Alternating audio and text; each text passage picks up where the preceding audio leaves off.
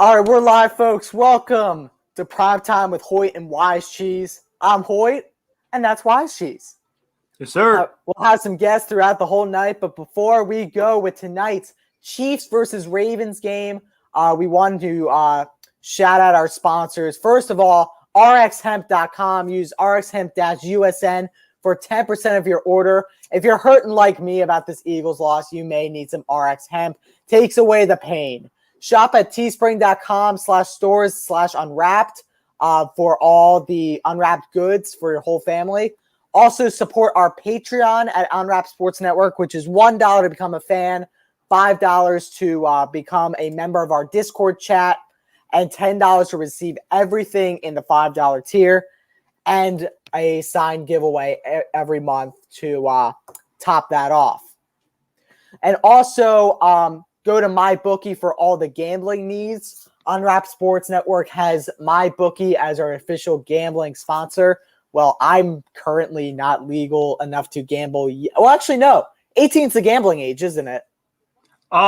Depending on what state you're in, but in most areas, it could be 21, but, you never know. Depending what state you're in, let's just use state technicalities here. 21 or over, we'll say. Use mybookie.com to place all your bets. They got the parlays. They got the good giveaways. They have everything a better wants from other gambling sites, but it's better and it has our name on it. And also you use USN to receive benefits from MyBookie as well. All right, so Sunday night matchup, Ravens versus Chiefs. It's about to kick off, so let's get our picks in right away. Wise Cheese, who do you have, Ravens versus Chiefs? Man, I got the Chiefs in this game. I think this is gonna be a game to where the Chiefs are just gonna flat out dominate the Ravens. They don't have a good run game. They're struggling with injuries and stuff. I think Patrick Mahomes and company, they look good. They came off a big win against the Browns last week. And I think they're going to continue their dominance this game against the Ravens. Just showing Ray Lewis on the screen, that will always get me hyped up, Ray Lewis. But I think the hype will be for nothing. The Kansas City Chiefs will win today's game in spectacular fashion. The only thing that I'm concerned about the Chiefs with is, of course, their poor run defense. But taking a look at that Ravens side, they're very weakened at the running back position. So here's Harrison Butker to kick it off for Kansas City Chiefs, as we will be underway shortly. Also, our bet for tonight is that Lamar will have a rushing touchdown by the end of the night. 10 coins from Stakes will be on it. Kickoff is underway, and we are live from Sunday Night Football. So what do you think Kansas City should be looking for this first drive? Man, what I think Kansas City should be looking for this drive is just to simply see how the Baltimore Ravens look overall in this drive. And by the way, our baseball show Backstop Banter featuring Anthony Conover and Michael Lawson, they put Chiefs 38, Ravens 21. That's actually a shootout. I tend to agree because I think defense is going to be really less into play here against these two teams that have offensive firepower. You definitely got that right. And also, if you ever want to tune into that baseball show, Thursday, 10 p.m. Eastern time, all things baseball related, especially with this postseason race coming up. Wild card season is upon us. Definitely make sure you check that out. We also have another comment in here, 26-17 Chiefs, big. A lot of people got the Chiefs winning this game, but one thing I will say, following up to what you said, Ben, I think for the Chiefs, you just have to simply see what works best. If it's simply just a run game or if it's simply the pass game, you just got to see what overall works best for you. Absolutely. Lamar looking right into the option back, and he takes one deep, incomplete. So taking a look at the Ravens, they're going to be facing 3rd and 8. Lamar, usually with the problems with the arm that people talk about, unloads it early. I mean, that's a strong sign for the Ravens that, you can't leave receivers deep in one-on-one coverage. You definitely can't. I also kind of want to throw in this right here for a hot second. Thoughts on the Browns so far this season? I simply want to say for the Browns, they're off to a decent start. They did have a meltdown against the Chiefs last week, but they bounced back against the Houston Texans, got themselves a solid win. I will say it was closer than I expected, but this is going to be the team of the Browns to where a win's a win. You're 1-1. You're still close in the division. As long as you don't have any bad losses, I think they'll be just fine. And the Chiefs just pick-sixed it off Lamar, the Honey Badger Tyrann Mathieu. That's a touchdown for Kansas City, making it 6-0 off the first possession for the Ravens. First of all, that's really bad that you pick-sixed it. It's your first drive of the game. But also remember, you got the ball first this half. The next half is going to be going to the Kansas City Chiefs. If they extend a lead towards you, I think they could really run away with this game, Wise Cheese. Yeah, they definitely can. This is an exact start the Ravens did not want to have.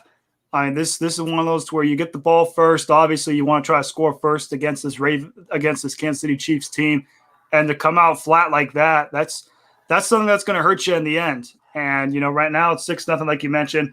And you also have to give credit to the Chiefs' defense. They read Lamar Jackson well, read his route, and just simply picked it off when they have to. All right, so while we're in the extra point, let's take a look at some of the NFL games this week. Which NFL game, Matt, really jumped out at you as a surprise this week? Man, what really jumped out as a surprise to me was just simply the fact of, I'm going to go with the Panthers-Saints. The reason why I'm going with Panthers-Saints is just for the fact of, how dominant the Carolina Panthers were in that game.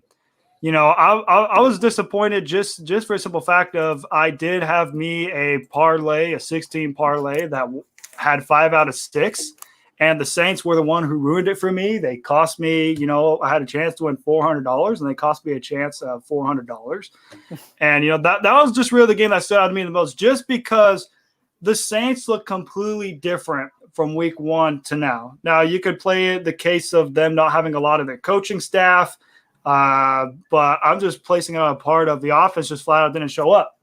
And, the Panthers, they had a game plan. Matt Rule and company had it. And, they shut Jameis Winston down. Anything that Jameis had that was successful in week 1, it was not successful in week 2. And, you have to give props to the Panthers. And this is why division games are so unpredictable, because regardless of how a team looks in any season, those division games are always going to be the toughest.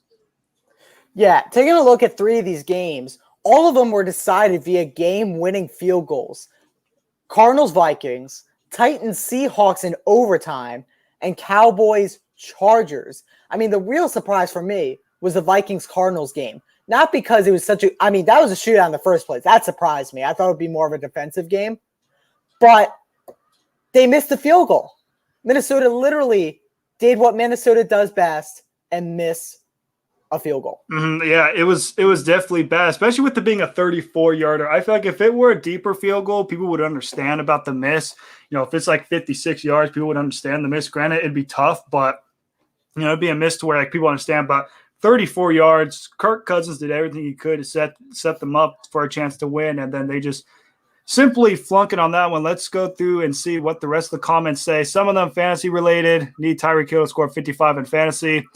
Nick Buss, good luck with you on that one. I think you just got to pray that Patrick Mahomes just pretty much targets Tyreek Hill every play, and hopefully he gets like a big 2 70-yard touchdown run, 70-yard receptions. You got no chance, sir, on this one. I don't think he's getting 99 points, but I will say he'll probably need that to win the game. But, we'll see what happens there. We also have our very first player to pick the Ravens to win the game. It has not aged well so far, but there is still plenty of time left in this game. Mr. Pulse Cannon, whatever the hell that is, could be a pause moment and a half, but we're not going to go there. His last name is Pulcinella. These are my golf teammates, Matt. All right, these are your golf teammates. All right, shout out Ben's golf teammates. If the Ravens do win this game, you'll be the first one to have the Ravens so far. So we'll see what happens there. I literally just almost died laughing as you struggled to say Pulse Cannon. Well, hey, man. Some people could have in very suspect ways. It could have a lot of different meanings. I did not want to be caught involved in that. I might have just been caught myself involved in it, but by the way, you never know what happens. Shout out to the Garden Valley Golf Team, undefeated. They'll play Strathaven Tuesday. Anyway, even though if you are on the team, like and subscribe, please. Definitely like and subscribe to Unwrapped Sports Network's YouTube channel. We also have a Twitch, and we have Facebook and Twitter. Follow us there. You have great content like Primetime with Hoyt and Wise Cheese. You also have Generational Sports on Monday, Hard Count on Tuesday, you name it. We have all kinds of great stuff. And just to give a quick game update, there's about 11 minutes and 50 seconds left. And the Baltimore Ravens just moved the chains and got a first down as they trail 7-0 because, as Ben mentioned earlier, there was a pick six that occurred. They have the ball back. The Ravens, you think, have to get a touchdown this drive, right? There's no other option. No field goal, no nothing. They do, and that's a great run up the middle with 11:20 left to go. That's a first down and more for Baltimore as they go into Chiefs territory here. I mean, they have to score on this drive or else Kansas City could truly run away with this thing. I mean, this was a option set up by Lamar. He chose the first man because he cut across like that. If he saw the defensive end crash, but he didn't, Lamar would have taken it himself. Mm-hmm. He definitely would have. And Ben, this is something that we could definitely touch on the commercial break, but we also have a comment of thoughts on today's Eagles game. No. We will definitely have to touch on that. Yes, whenever the commercial break occurs, I'll give Ben the floor on why the Eagles just the ball's loose, and it was caught by Duvernay. That's a touchdown for Baltimore. The ball came out, and he was there at the right time. Touchdown Baltimore in a very unorthodox way. Speaking of which, we do have a segment at the commercial break, which is our Eagles insight, which I don't know what it's called anymore. But it's me just ranting about the Eagles. So you don't want to be you don't want to miss that. But that'll be at the commercial break after the extra point. But taking a look at that play, that was a very unorthodox way to score a touchdown. I thought it was going to be Chiefs ball for a minute. That's definitely a unorthodox way to score. I mean, I don't even know in fantasy how you make that point. Do you consider a Williams a fumble and then Duvernay gets a touchdown reception or what? I don't really know how you count that for fantasy. Anyone with Duvernay on their fantasy team in like a 14 or 15 man league, I don't know who has Duvernay in the first place.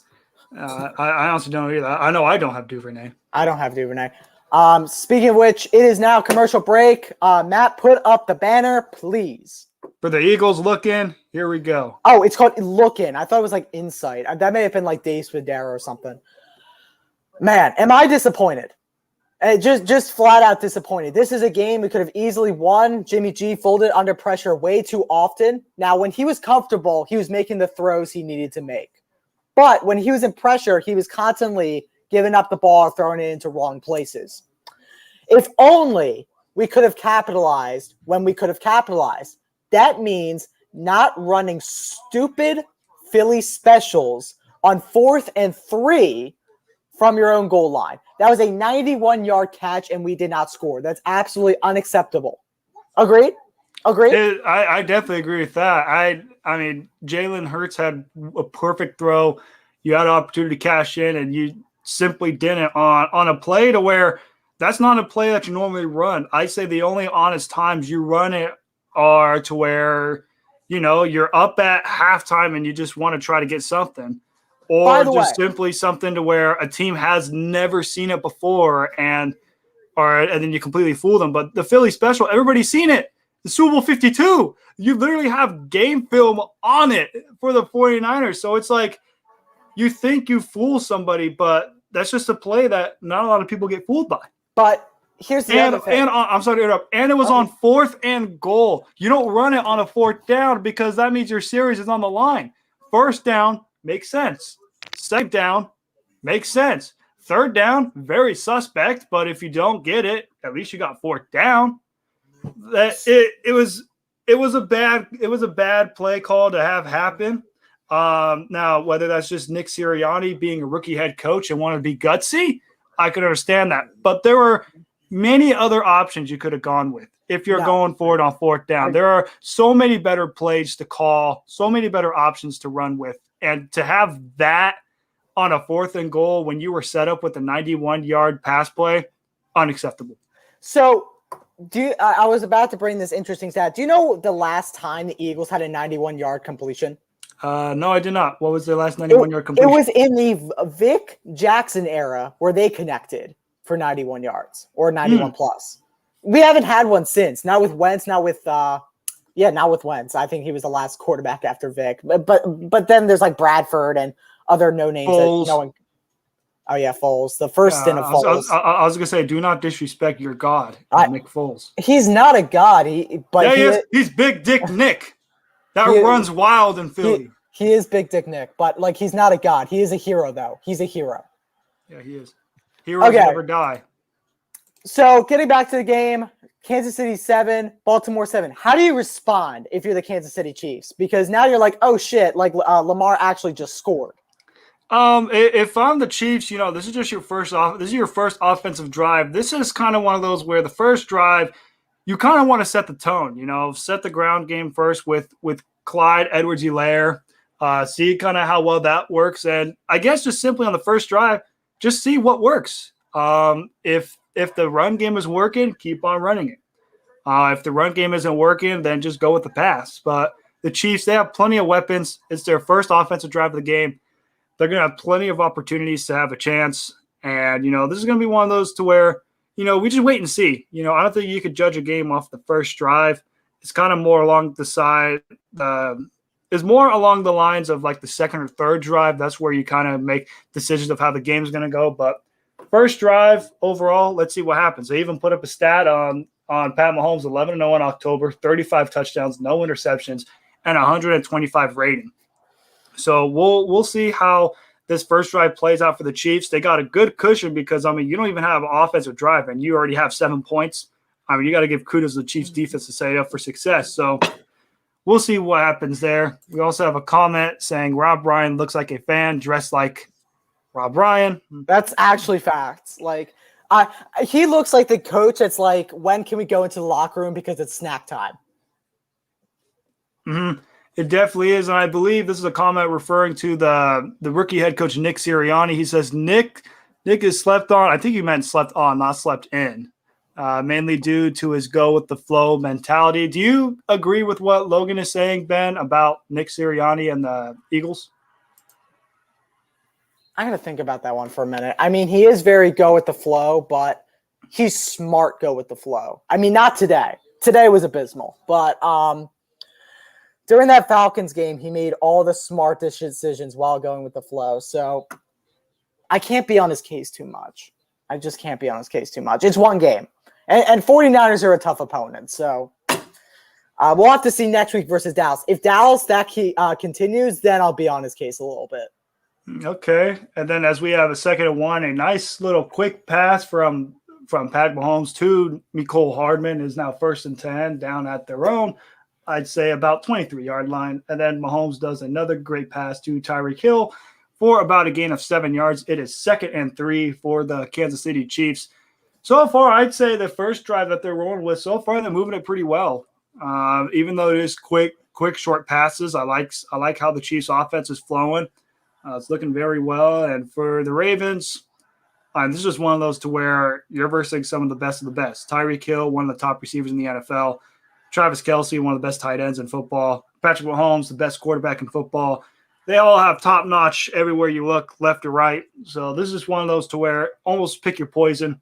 Mahomes is in the pocket, rolling, scrambling, and he throws once again to, it looks like Mecole Hardman, and he runs it deep inside and down to about their own 49-yard line, close to about midfield as the Chiefs gain yet another first down as they just keep on moving it down the field. What are kind of your thoughts, Ben, seeing the Chiefs move down the field with almost looks like with such ease? How do the Ravens kind of try and build pressure without giving up a big play? Keep an eye on the quarterback. Mahomes is a lot like Lamar than you might think. He doesn't have as much the scrambling ability, but the way he throws the ball and the tricky ways he throws it, that ball could be going anywhere at any time, including an offensive lineman. We've seen that a couple times. So always keep spying that quarterback to make sure he's not doing anything sneaky. And of course, make sure you're in a zone defense to protect those two fast receivers I'm talking about. Miko Hardman and Tyreek Hill. That's right. I will say that is very true. Those no-look passes kill me, and Logan makes a great point with the blitz. The one thing I will say about the blitz is you better know for damn sure you're going to get a sack, because if the blitz does not work, oh boy, will Patrick Mahomes make you look like a fool for blitzing. He'll just chuck a deep one at Tyreek Hill, and then next thing you know, he's dancing on the end zone doing a backflip into the end zone. So that's the only thing I would precaution with blitzing. I would only blitz if you know you're going to get the either sack the quarterback or force the quarterback to throw it away. That would be the only time. And I think we got Coach Logan up in here. He says a 4-man rush, 5th man delayed charge. Hey man, you might be the next Ravens defensive coordinator, depending on how this game turns out. If it's not working, we might have to put your name in the hat. And there's one man I actually forgot existed, but shouldn't have. Travis Kelce, great pass from Mahomes to Kelce there for a first down. 6:41 left to go. I mean, this Chiefs is literally an offensive weapon. This is an offensive nuclear bomb. Seriously. Mm-hmm. Like, they will make you pay in every single way possible. I mean, what is their weakness? Like, running back, but even they have, like, Clyde Edwards-Helaire? Mm-hmm. I'm not sure. I mean, this is the Chiefs team to where we've seen them elevate, the last couple of years. When they had Alex Smith as their quarterback, they were known for being decent, but always falling short in the playoffs. Oh, my God. Ever since Patrick Mahomes has been a starter on the Chiefs, I believe this is his fourth, 2018, 19, 20. I got to cut you off for a sec. Yeah, Patrick Mahomes just slinged off 1 foot to the back of the end zone. Touchdown to Marcus Robinson. Let's see if he controls the ball. He did. That should be a score. He just did that off 1 foot, and it should be on your TV in a minute. That is a solid 40-yard sling off 1 foot. I will say that's what Vintage Rodgers did in his heyday, but we won't talk about that. But it is still impressive that he was able to do that. Did he just do it sidearmed? Why cheese? He went like this, and then like a little sidearm maybe. But I mean, this is a turning point. The baseball background of Patrick Mahomes. A lot of people don't know this, but his dad played baseball in the 90s. So I mean, this is just one of those to where that baseball aspect, man, just killing it. Yeah, post some of the score predictions on this on the board. I need to see what we're dealing with so far. Alrighty, so as of right now, it is 14-7 Kansas City in the commercial break. Some of the scores that we had earlier in the show, we had 38-21 Chiefs. That's looking very good. We also had a 28-17 Chiefs. Looking also very good. We had our very first upset, Ravens, 38-35. Pulse looks so bad right now, but next. And that's the only score predictions we have so far. Comments that we had were just simply fantasy football scores on what they needed to have happen. Actually, Pulse's prediction's actually not bad. It just has the Ravens in the favor of the Chiefs. But I'm still struggling over that no running back situation for the Ravens. Yeah, I mean, the running backs they do have, they have Williams, they have, I believe, Latavius Murray, they have Le'Veon Bell, but it's not like peak running backs. It's not like the J.K. Dobbins and the Gus Edwards. Well, once upon a time, if we said the Ravens had Le'Veon Bell, we would be out of our minds. Because Le'Veon Bell was a number 1 draft pick once upon a time in fantasy. Mm-hmm. I mean, just see how far he's fallen since that he sat out that 1 year. Yeah, he did. I mean, this was just one of those to where, Le'Veon Bell, he had a lot of success in Pittsburgh. Why? Because they had a good offensive line. You would see him tap dance, just to see where the hole is. He would go like 3-4 yards. Next thing you know, opening, bam, off he went. Oh, Oh yeah, go ahead. Go ahead.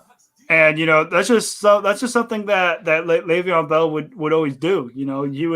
He would wait for the hole to get open as a running back, go up 2-3 yards, and then he just have a burst of speed. Ever since he went to the Jets and the other teams, they really haven't been able to develop that opening for Le'Veon Bell to succeed in, and that's why he's kind of faltered these last couple of years. Yeah, definitely. Speaking of which, let's do a fantasy update real quick. Can you put the one fantasy from Ryburn on the score, or whoever said the fantasy thing with Lamar?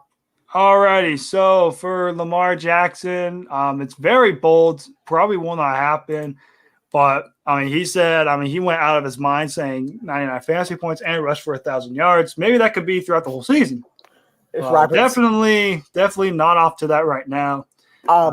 I will say I have Lamar Jackson in a couple fantasy leagues, and I also do. Yeah, that pick six is not looking good.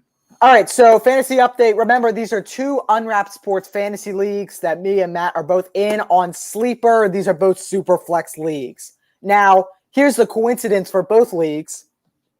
I'm playing your other co-host, Caleb Conant, and I'm winning in both of them.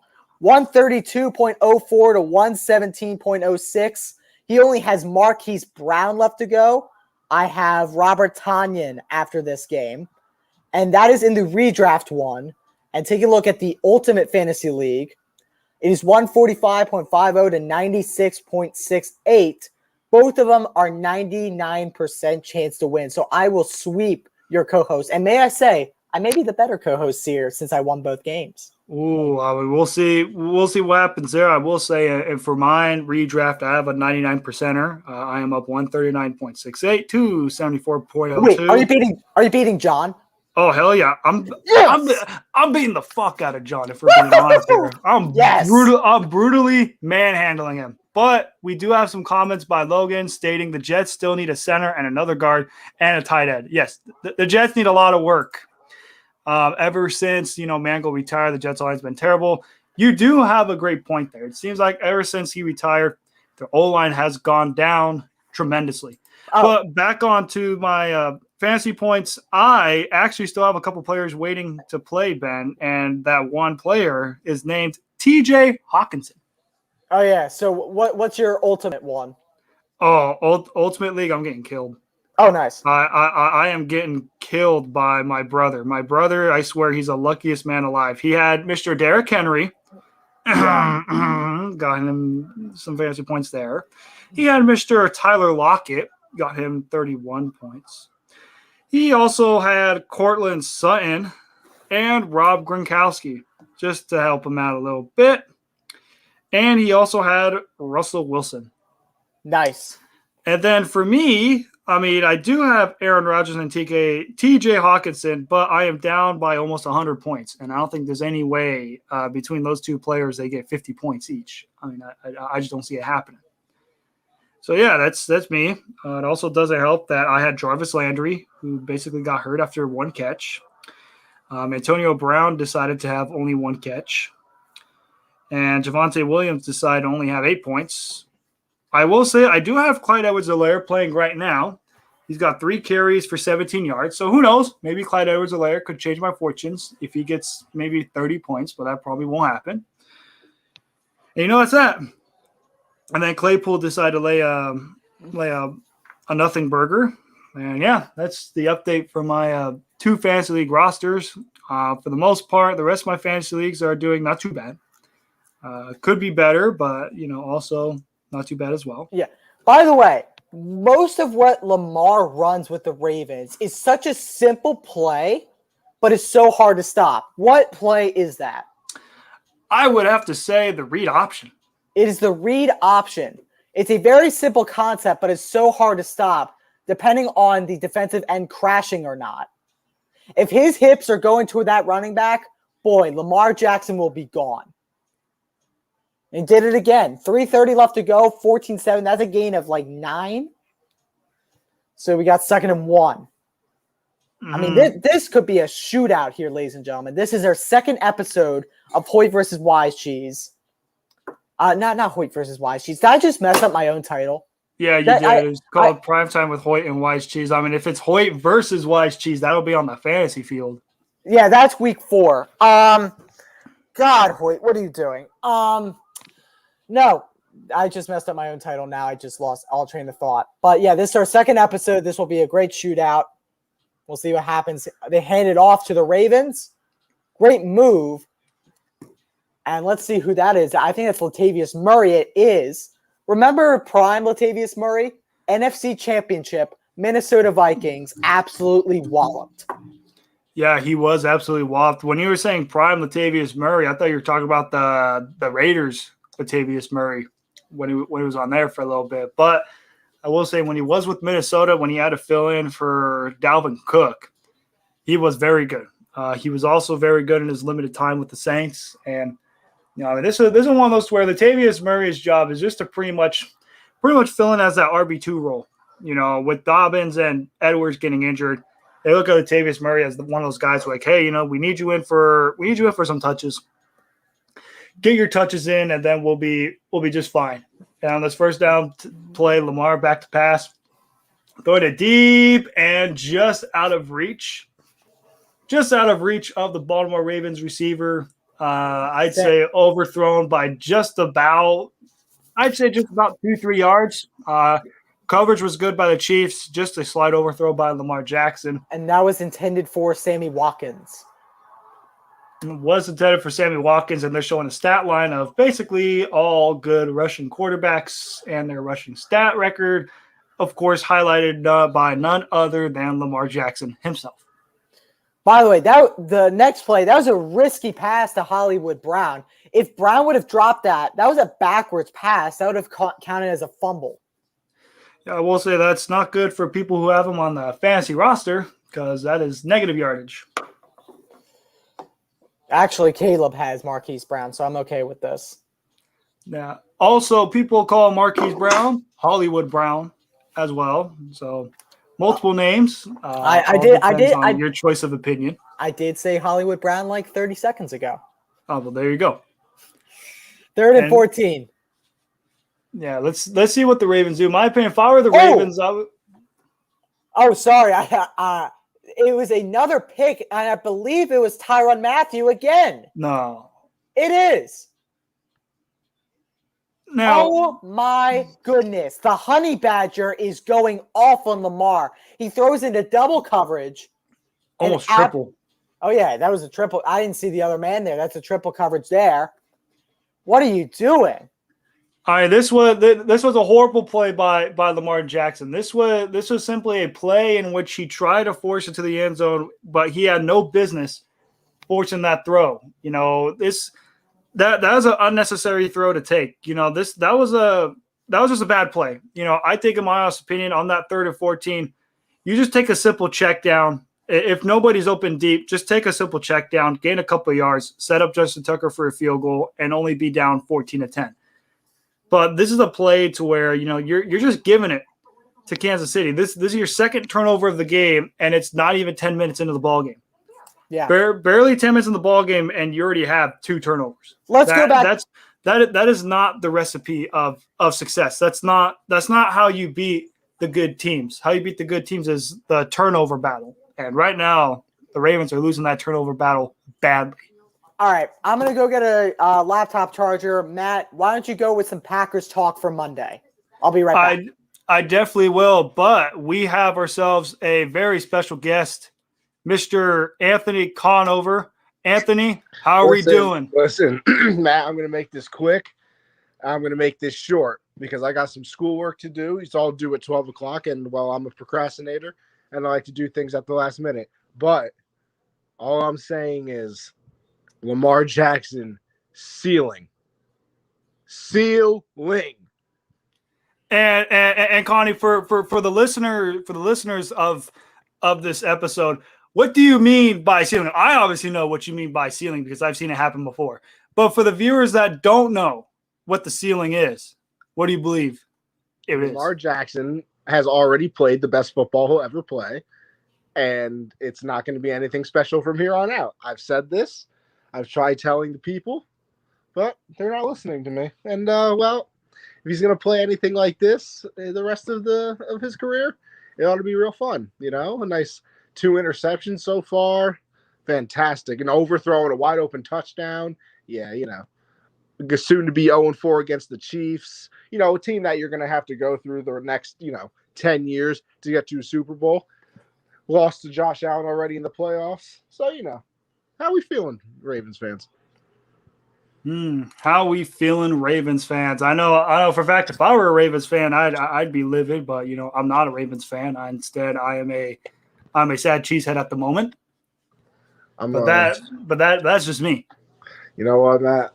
Yeah, I think you'll be all right. You'll be able to bounce back tomorrow. Hey, we better bounce back tomorrow. I swear, if we follow the Detroit Lions and go 0-2, I don't know what to do with myself. All right, I'm back. Wait, who do we have, Matt? We have our guest, Anthony Conover. He just went to tell the people, basically saying that Lamar Jackson has reached his peak, and that is all he will ever reach. It's just an MVP award. We've confirmed this. We've already confirmed this. But like I said, I had to keep that short and sweet. I got some school to do. You boys have a wonderful show. Good luck with everything there. Thank you, Connie. All right, thank you. Ladies and gentlemen, Anthony Conover. I'm sure Connie was happy with Daddy Brady's performance. Oh, he definitely was. He didn't touch on that yet, but Anthony is a man of sheer will. You guys will be able to see him tomorrow, 7:00 Eastern. Tune in to Generational Sports, where Anthony Conover and his co-host Josh Linares will basically talk all things sports. Tomorrow, 7:00 Eastern. We got a flag on the play, pass interference on the offense, and Kansas City with the ball. As maybe you guys know, before commercial break, Lamar Jackson threw yet another interception, and now the Kansas City Chiefs have the ball back. I will say this is probably the most important defensive drive for the Ravens this game. I mean, if the defense allows another touchdown, this game could get ugly real quick. So I believe if I'm the Baltimore Ravens and I'm that defense, this is the most important ball's drive. loose. The ball's loose. Mahomes tries throwing it, but that's going to be intentional grounding. It was a bad snap by the O-line. The flag should be out by Clete Blakeman, and he does drop it. So that's going to be a penalty for Patrick Mahomes and the Chiefs. Now take a look at this instant replay. Just tell how botched that snap is. And Mahomes could do nothing. He was trapped. He definitely, that's definitely trapped. And especially with it possibly being intentional grounding. For those of you who do not know what intentional grounding is when the QB tries to throw the ball away and nobody's in the area. And what happens is a flag is thrown. It is a loss of downs, and the ball is placed where the QB threw it away. So if the QB runs 10 to 15 yards back and throws it away, you could be talking a third down and the 15 yards further back to where it is. And if it occurs in the end zone, it's a safety. That looks like it's going to be at the 4. So 2nd and 38. And, that run's going to go nowhere. So we're going to go into the first quarter. And, oh, my God, I can't speak. We'll go to the end of the first quarter, and it'll be 3rd and, 36. Now, I will say this so far has been good by the Ravens defense. If they could get another stand, like I mentioned earlier, they will be in definite good shape. Through one quarter of play, as you guys see on the score, it is the Kansas City Chiefs 14, Baltimore Ravens 7. While we're on commercial break, Logan, we are deeply sorry for you being a Jets fan. I will say, Logan, since you are in the comment section, Zach Wilson had probably one of the worst games we've seen from a rookie. Is it more along the line of his fault or just simply the Jets just not setting himself up for success? This is first year. This is Robert Saleh's first year, isn't it? It is. It's Saleh's first year, Zach Wilson first year, and probably their last. Let's actually. You think the Jets will move on from Saleh after year 1? Put up the banner, and you know what banner I'm talking about. Oh yeah, that is the overreactions for week 2. Overreactions for week 2. All right, I got 2 of them right off the bat. One you just heard. Jets will move on from Zach Wilson and Robert Saleh within 1 year. We'll tear it down. Hey, and remember, that's a hot one. remember, these are not just like logical takes. These are purely hot take overreactions. And we have to come up with at least 2 each. So, Matt? Man, pure hot takes that I have this week. The Cleveland Browns, after their okay performance against the Houston Texans, will be a first-round exit in the playoffs. No deep playoff run for the Browns. They will lose in the wild card game and not even win the division. Wow. That is my overreaction for the Cleveland Browns. Another overreaction that I have in store is the Minnesota Vikings could be worse than the Detroit Lions this year. All right. So I have another one, and you're going to like this. It is about my birds. Mm-hmm. Eagles are going to be angry that they did not take this one from the 49ers. Dallas will come off a high. They'll come into the link, and Dallas will lose by more than 2 touchdowns to the Eagles. Oh, okay. We love to see that. And here we have Logan says, this is how it is the beginning of the season. By their third loss, they will get comfortable. They'll get comfortable running. Yeah, I think we'll definitely see, what happens there. I don't know if they'll be comfortable running or comfortable losing by the third game. One of the two. Yeah, for New York Jets, one thing I will say is your time will come. There will be a time where the Jets will one day have success. It definitely is not now, but it could be in maybe 5 years. We'll just have to see what happens there. And the Ravens defense makes a great stand. It is a 3-and-out for the Kansas City Chiefs, and they are forced to punt.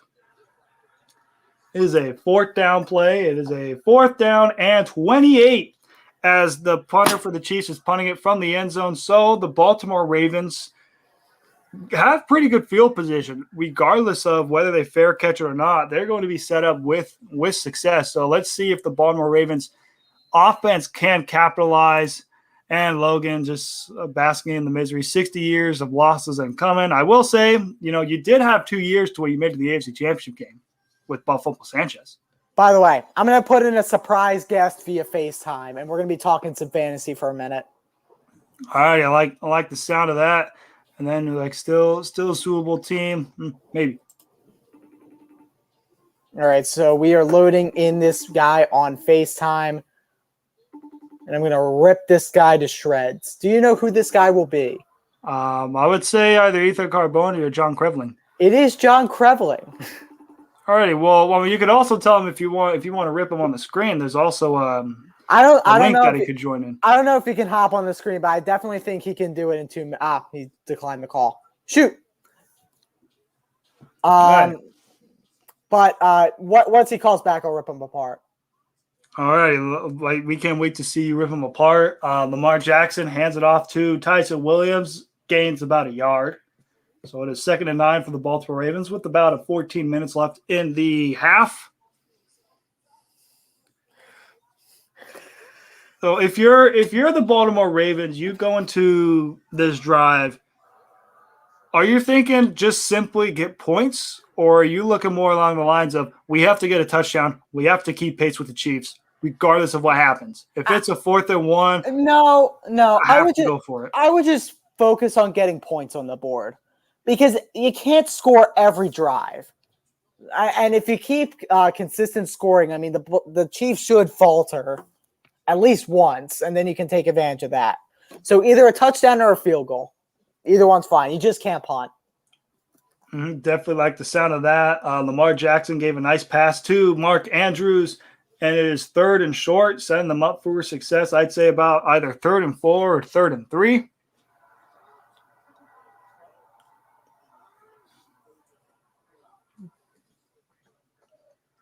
Yep, but it's 3rd and 3, and they pan to two of the top tight ends of football, Travis Kelce, Mark Andrews. Definitely a good matchup to see there. It is 3rd and 3, play clock down to 3 for Lamar Jackson. It's an handoff, and the Chiefs swarm him, shut him down for about a gain of a yard. I do not know why the Ravens even ran that play in the first place. 3-and-out for the Ravens, and they have to punt it away. Definitely a huge missed opportunity for the Baltimore Ravens. I know it's early in the game. I know it's only the second quarter, but when you're playing a team like the Kansas City Chiefs, you force a 3-and-out, and you have to punt it deep in the territory. That's a situation where, it is a tough miss to have for the Ravens offense. All right, so they're going to fair catch him. We're going to go into commercial break. All right, Eagles talk. Put on the thing. All right, I will. We also got Logan has a slight glimmer of hope. The time is still on the side of the Ravens for a comeback. It definitely still is, with plenty of time left in the game in general. All right, I'll throw in the Eagles looking. What more Eagles talk do you got, Ben? So Eagles looking. Next week is against the Dallas Cowboys in Jerry World. And why I call it Jerry World is it's also the pits of hell. Now, what we have to do is really put on an offensive clinic because all Dallas Cowboys games will be shootouts because Dak is a superior quarterback who can really throw the ball. That's all I need to say. I mean, the defense, I don't think is going to be a factor in both teams this game because people are going to score. But if the Eagles don't score, then you're kind of toast. I definitely like the sound of that. I kind of feel the same way for the Eagles and Cowboys. This will be a game to where, whoever scores the most obviously is going to win the game. And also whatever defense can make a big stand, that's going to be something we'll have to see, see what Philadelphia can do, and just to see if they can keep it close. That's kind of what I want to know. How is Nick Sirianni going to look against a divisional opponent? We've seen him play against the Falcons, and we've seen him play against the 49ers. But let's see how the rookie Nick Sirianni plays against divisional opponents. Yeah, I agree. So I am in the chat with some other Unwrapped contributors. And speaking of which, that's a perfect segue into the Unwrapped Sports Network. Look at that way. Yeah, that way. The banner on our right, that is our Unwrapped Sports Network logo. If you are interested in joining the Unwrapped Sports Network, or a sports expert, an avid sports fan, and just want to get in with some shows, please DM Unwrapped Sports Network on Twitter. They'll be happy to have an interview for you. I mean, that's how I did it. I'm not sure if you did it. I don't know how you got in. It was from my buddy. My buddy Caleb Conant introduced me to Unwrapped about last April, and I just simply said, "Hey, if they're all about sports, sure, count me in." Yeah. So next thing you know, the rest is history. We literally made that decision in a blink of an eye, and it's changed our lives for the better. So if you want to join the Unwrapped Sports Network, please DM them. It's a family here. We love it. And make sure to check out our sponsors, rxhemp.com, code rxhemp-USN for 10% off your order. That's a discount we give you for RX Hemp, which, by the way, several members in our network love. I haven't tried it myself, but I will take their word for it. Make sure to check out our shop at teespring.com/store/unwrapped. Definitely do that. Hey, Ben, what do you like about this comment down below? It said, "Fuck America's team, Eagles all the way." Do you agree with that for week 3? Fuck yeah, please. Yes, sir. I mean, this kid is speaking facts here. Please. By the way, I like that comment so much. We are keeping that up the whole second quarter. My choice. That's done. The whole second quarter? The whole second quarter. That is the comment. Featured comment. All right, well. No, not the scoreboard. Put the comment back up right now. Thank you. Comment will stay on. Okay, 14-7. Second quarter, 11:06 left to go. Hopefully John sees that comment. I would love if John sees that comment. He's an avid Jerry World supporter. Avid Jerry World supporter. Yeah, We'll definitely see what happens there. I will say it will definitely be a good matchup to look forward to in week 3. I probably bet it's probably going to be on America's Game of the Week, just because it's Cowboys and Eagles, divisional rival, some of the best division rivals in all of football. We also got 1st and 10 down at about their own 25-yard line. Pat Mahomes in the pocket doing a nice little flip play to, looks like Clyde Edwards-Helaire, and he gains about 3 to 4 yards here. Set up a nice 2nd and 7, 2nd and 6. By the way, score is 14-7. I know we don't have the scoreboard up. All right, I'll be lenient. I will say the next 5 minutes. Or 2 minutes. We'll do 2 minutes All of right, this comment. we'll give this comment 2 minutes of fame. 2 minutes of fame. Because this is a god tier comment. Agreed? I mean, for an Eagles fan perspective, yes. For me, it's one of those. Okay. No, just say it's a god tier comment and get it over with, Matt. It is a god tier comment. The godliest of tears. Speaking of which, shout out to Perry Aston, Michael Lawson, Amber Vickers, and John Krevling. They are avid Cowboys fans, and they will get destroyed next week.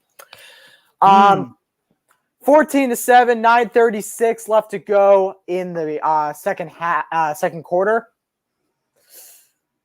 Now, the only thing I'm struggling with is I've been so used to broadcasting high school football that do you know what rule they have in there? What rule do they have in there? Running clock, where if it's 35 or more points, the clock keeps running.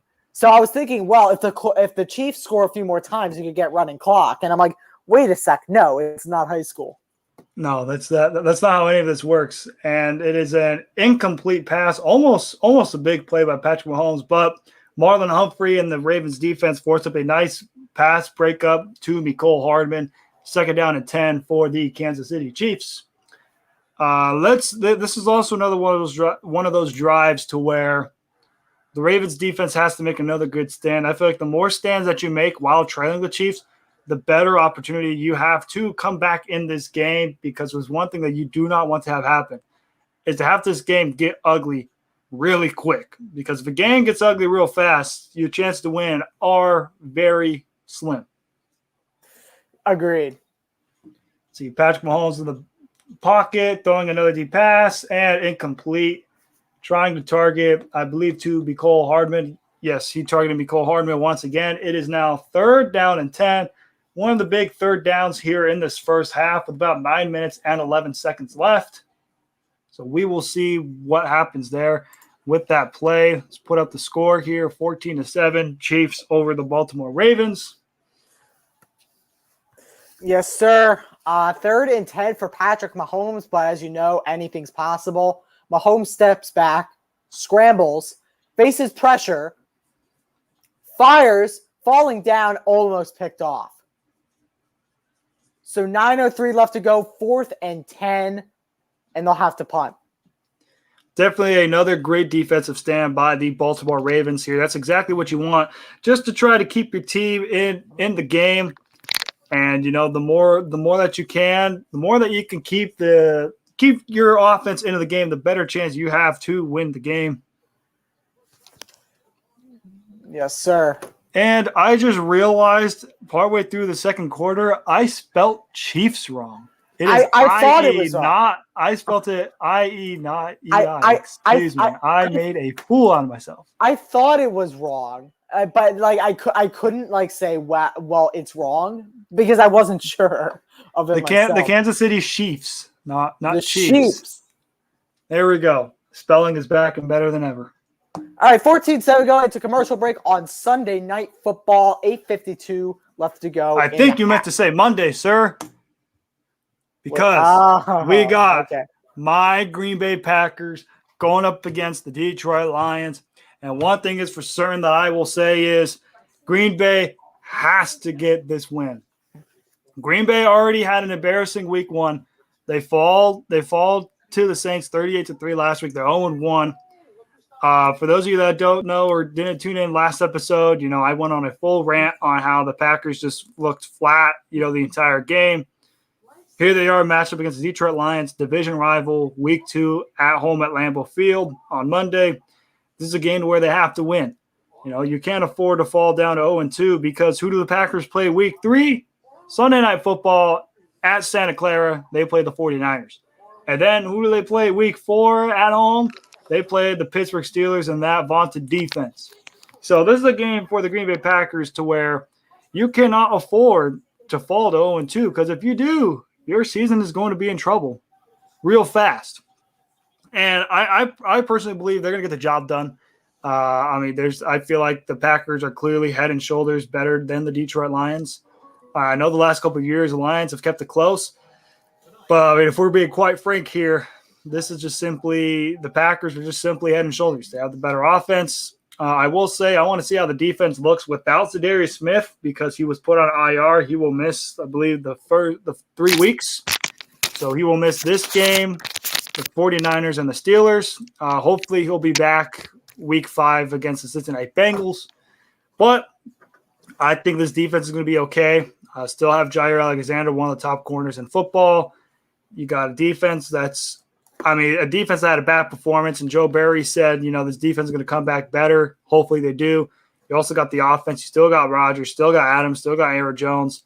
You got Robert Tonyan. I expect that offense to bounce back against Detroit. And, overall, I'm excited for tomorrow's game, and I believe they will get the job done. And I wouldn't be shocked if the Green Bay Packers went into Lambeau Field and just beat up the Lions by 2 scores or more.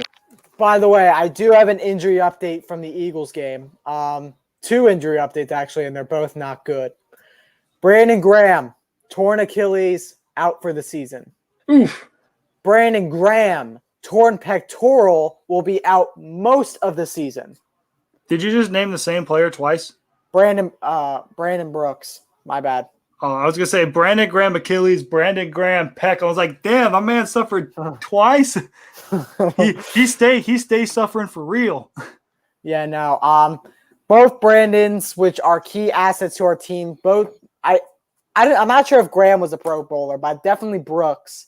They are most likely both out for significant time and or the season. Mm-hmm. Also, I believe Brandon Graham was that guy who recovered the strip fumble in Super Bowl 52, if I'm not mistaken. No, right? He's the guy who caused it. Derek Barnett was the one who recovered it. Okay. Brandon Graham. That was probably the happiest moment of your life, right, Ben? Well, we still had to defend against a Hail Mary, but it was definitely one of the most relieving ones.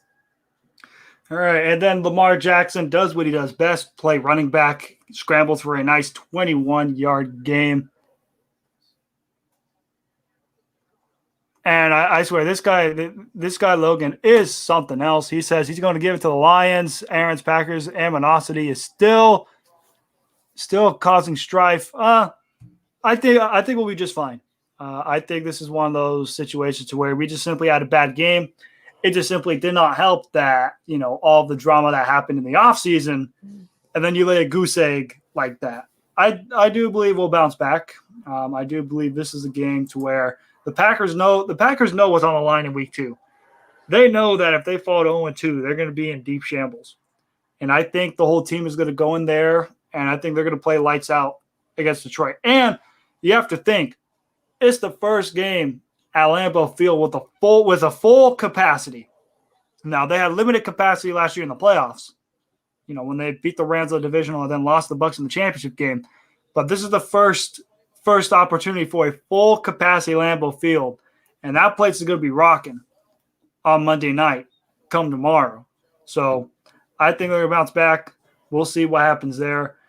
And hopefully whatever drama they had in the offseason is reconciled for now. For now is the key term. By the way, full Lambeau Field or full link? I'm taking full link here. I think it depends on the atmosphere. If it's division rival or a playoff game, yeah, full link is freaking rocky rowdy. I've been to a full Lambeau Field. It's a very friendly place, very cool, very awesome. Unlike us, I will say, full Lambeau Field in the snow. Now we're talking. Yeah. If it's snowing in Lambeau Field, that's the place to be. Now, if it's a link, the link is where you go to possibly die.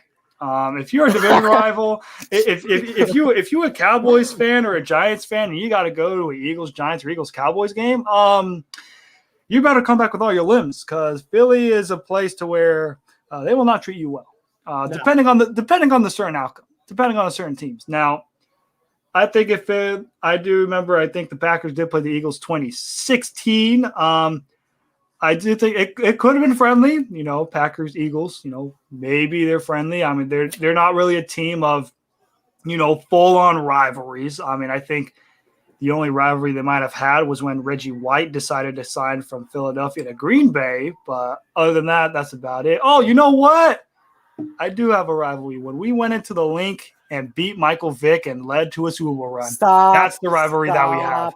That's about it. That's where Eagles fans will, I cried that jab game. them. I cried. That was bad. And Vic gave it to Tramar Williams too. He tried to throw it to Cooper, and Williams was there. Bam. It was in the end zone too. That was bad. By the way, what was I going to say? The thing about the link is that if you're obnoxious, I don't care whatever team you are, we're going to get you to shut up. Oh yeah, they will. Now, I personally don't know firsthand because I've never been to the link, but Ben's got full experience. I will be there in 2 weeks actually watching one of these teams. The Kansas City Chiefs versus the Philadelphia Eagles in Lincoln Financial Field. Hey, that's gonna be quite a story there, just to see what happens. We do have a flag thrown on the play. Let's see what is called by the officials. By the way, just interrupt for 1 minute. I think that's going to be Andy Reid's return, or one of his first returns. Yeah, because let me. You know what? I'm gonna do some quick research to see Chiefs versus Eagles. Because they did play before, but it was an Arrowhead. Yeah. Chiefs versus Eagles history. Let's see here. Let's see. Yes, the last time they played was 2017, and it was at Arrowhead. Was Andy Reid a head coach of the Eagles in 2013? 2013 feels like either end of Andy Reid or Chip Kelly. No, I feel like it's Andy Reid. Well, let's find out here.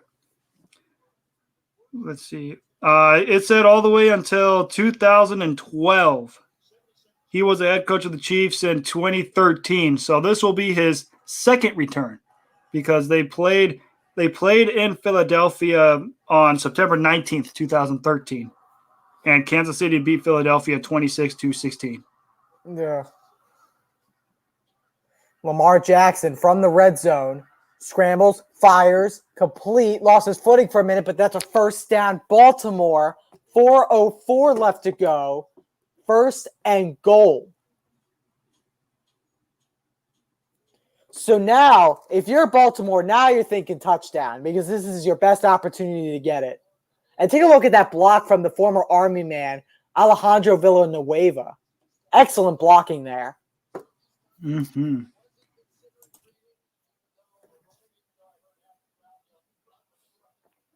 So you got first and goal. Lamar's 8 for 13, 75 yards, but 2 picks to the Honey Badger, Tyrann Mathieu. Tyrann Mathieu has been a beast so far this game. And then Logan throws in 80 news on Cam Newton. So far for Cam Newton, he is still a free agent. So far, no team has signed him yet. Not to cut you off right now, but that is a touchdown by Latavius Murray, and now it is a 14-13 game. Extra point still to come.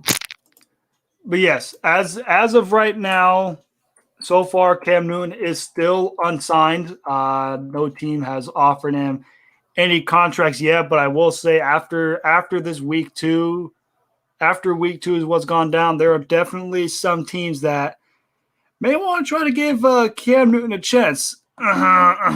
Miami Dolphins, depending on the severity of Tua's injury. Cam Newton may be a good option to call. Well, but there's also the possibility of the Washington football team as well. Definitely is a possibility as well. And even possibly the Dallas Cowboys as a backup role. That's true because I think their backup right now. No, it's not Garrett Gilbert anymore. He's with the Bucs now. Who is their backup? Who is the backup for the Buccaneers? No, for the Cowboys. Cooper Rush. Oh my God. Yeah, they need a backup. Yeah. Okay. Cam Newton to Dallas. Make me hate him even more. That's a great fit. All right, we're at commercial break. What do you want to do, Matt? Let's talk about some of the other games that have went down so far this week. One game that I would like to highlight and talk about, I believe that will be important, is our overtime game between the Seattle Seahawks and the Tennessee Titans. I believe this is a great game, and I believe this is a huge win by the Tennessee Titans. This was probably the most important win by the Tennessee Titans all season. I mean, we're talking. This is potentially one to where, your season is on the line early, and now you're in the race still for your division. I mean, Tennessee really displayed that they're not pushovers. I mean, after that Arizona game, we're like, oh wow, like are they that bad this year? They're not going to win a bunch of games. Then they go out and barely skim by against Seattle, and I'm like, all right, they're at least a little bit back to normal. I'm wondering who their Week 3 opponent is. The Week 3 opponent for the Tennessee Titans is the Indianapolis Colts. That's going to be a tester. That's going to be a good game for sure. If they beat Indianapolis pretty good, I'll be like, all right, Tennessee's back. I definitely like the sound of that. I also want to add on, I also think, for the Tennessee Titans, this was a huge testament because Derrick Henry, he struggled in the first half. He was not getting anything going in the first half. Seahawks defense seemed to lock him up. But once that second half turned around, man, oh man, did King Henry show up. I believe there was a stat to where he had 20-plus carries. He had over 140 yards and 3 touchdowns. By the way, I don't think Seattle has the greatest defensive line in the world, do they? Not really. There's still a defense to be respected because you still got the likes of Bobby Wagner and Jamal Adams. But, they're a defense to where you could do some damage on them, but not a lot. Indianapolis, I remember from last year, had a fantastic defensive line. Now, I don't know if that's still the case, but if it is, what they need to do is still pack the box. I mean, if you can limit the damage that Henry can do, you'll win the game because their whole team revolves around the former Alabama running back, Derrick Henry. Mm-hmm. Just the straight up beast, and we are back from commercial break. As you guys see on the score, it is the Chiefs 14 and the Ravens 14 as they are keeping this a tie ball game. Patrick Mahomes handoff to, it looks like, Clyde Edwards-Helaire, and he is moving the ball down the line of scrimmage for a gain of about 8 or 9 yards. Definitely a good setup for success for the Kansas City Chiefs as a whole, with about 3 minutes left to go in the half. 2:42 left to go. Facing Helaire.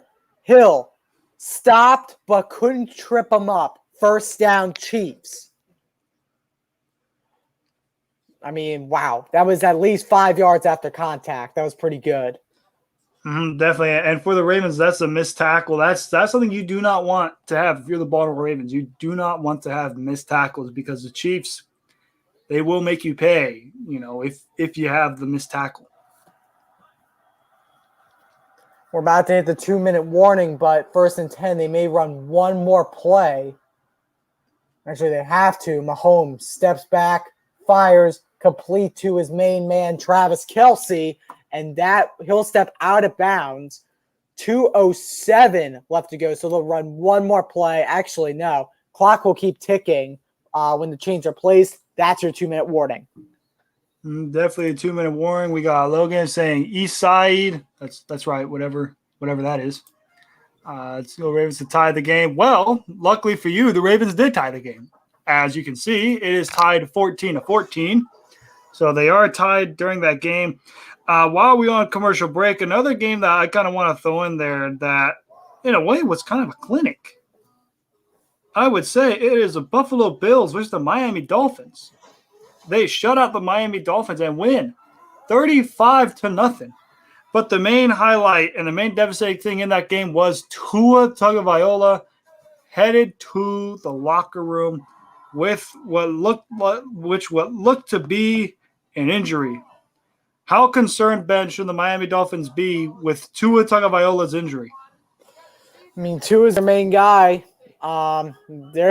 He was supposed to be the prophecy of quarterbacks for the Dolphins, and now he's out for probably. He sustained. They call the MRI. He sustained bruised ribs.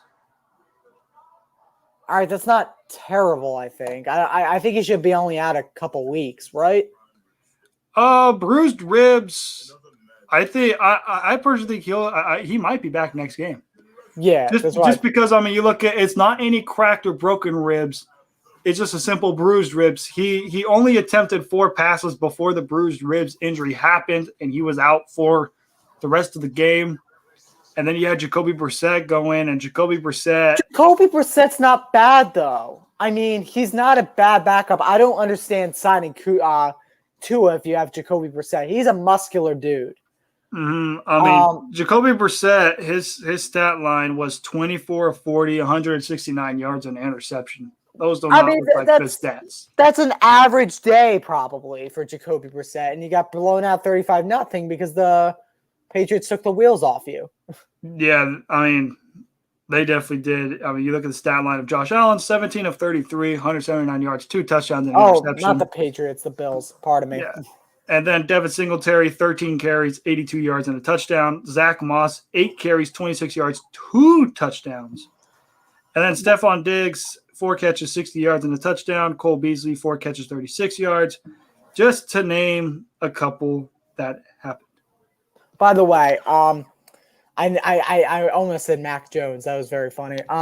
No, that's even better because the Bills are probably going to be an AFC Championship caliber team. They're a contender. And without your starting quarterback, of course you're going to lose big. Definitely without your starting quarterback, you are going to lose big as the game returns. And as most of you guys know, but I will repeat again, there are no coaches challenges in the final 2 minutes. The only challenges that are available is in the booth, which means most likely scoring reviews or if anything crazy that happens. Patrick Mahomes going to throw it to Travis Kelce off a dump off, and he makes a big play. And it was not Travis Kelce. I was incorrect. It was number 81 on the Kansas City Chiefs. Got a big first down, moved the chains. And that's that. Yeah, that's Bell there. Good run for that. Again, any weapon for Mahomes is going to be utilized. Offensive lineman, tight end, wide receiver, you name it. Literally offensive lineman. We've seen it in the past. Do you know who the other guy to use offensive lineman on the Chiefs was? The other guy to use offensive lineman. He was on the defensive side, but I remember they had a play for Don Terry Poe. No. This guy was Joe Montana. So what he would do is he would throw a touchdown pass to Joe Valerio. Now, the connection between me and Joe Valerio is, one, he went to Penn, my favorite team. 2, he coached for my local. He was an assistant coach for my local high school for years. So Valerio actually currently holds the record for touchdowns caught by an offensive lineman. So that is the other Kansas City Chief in history to use offensive linemen as a weapon. Hey, that's what we like to hear. Let's see, as looks like timeout's been called, whether that was an injury timeout or the Ravens utilizing a timeout. The clock is ticking. Got about 1:20 left. 2nd down and 6 for the Kansas City Chiefs. Let's see if the Ravens defense can make a stand and have the Chiefs out for a field goal, or if the Kansas City Chiefs will capitalize and get yet another touchdown. As Patrick Mahomes in an empty pocket, nobody there to block besides just himself. Patrick Mahomes down the pocket, throwing it deep to the side to, it looks like it's McKinnon on that play. Yep, to McKinnon, and he ran it 1st and goal inside the 10 for the Baltimore Ravens. 54 seconds left as he went out of bounds, saves the Chiefs a timeout right there. And this is just simply like you mentioned, Ben. If Patrick Mahomes got a lot of weapons, he's going to utilize it. And it was just a simple screen pass. It looked like McKinnon kind of took about 2 steps and then went to the side and fooled secondary by the Ravens. And McKinnon Made him pay. It got all the way inside the goal line. They were down at the 3-yard line. Touchdown Williams, pardon to cut you off. 51 seconds left to go. 20-14, Kansas City over Baltimore. And this is big. Do you know why? Why?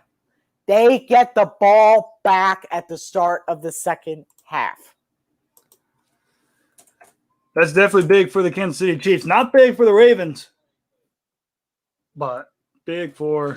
That is a big game changer there. Great touchdown run, muscling through is Williams. Harrison Butker to attempt the extra point. By the way, these are the two most automatic kickers in the game. Harrison Butker and automatic Jason Tucker. You got that right. By the way, and the other one, do you know who the most accurate kicker in the league was last year? I would have to say Mason Crosby because he kicked 100%. That was not it. Not from my stat. My stat was that it was Jason Sanders. Oh, I was gonna say, are we talking like career wise or? I definitely think it was Jason Sanders on that one. Oh, I thought Crosby missed some. I mean, I could pull up a stat line, but I believe he went 100%. Let me look this up because kicker stats 2020.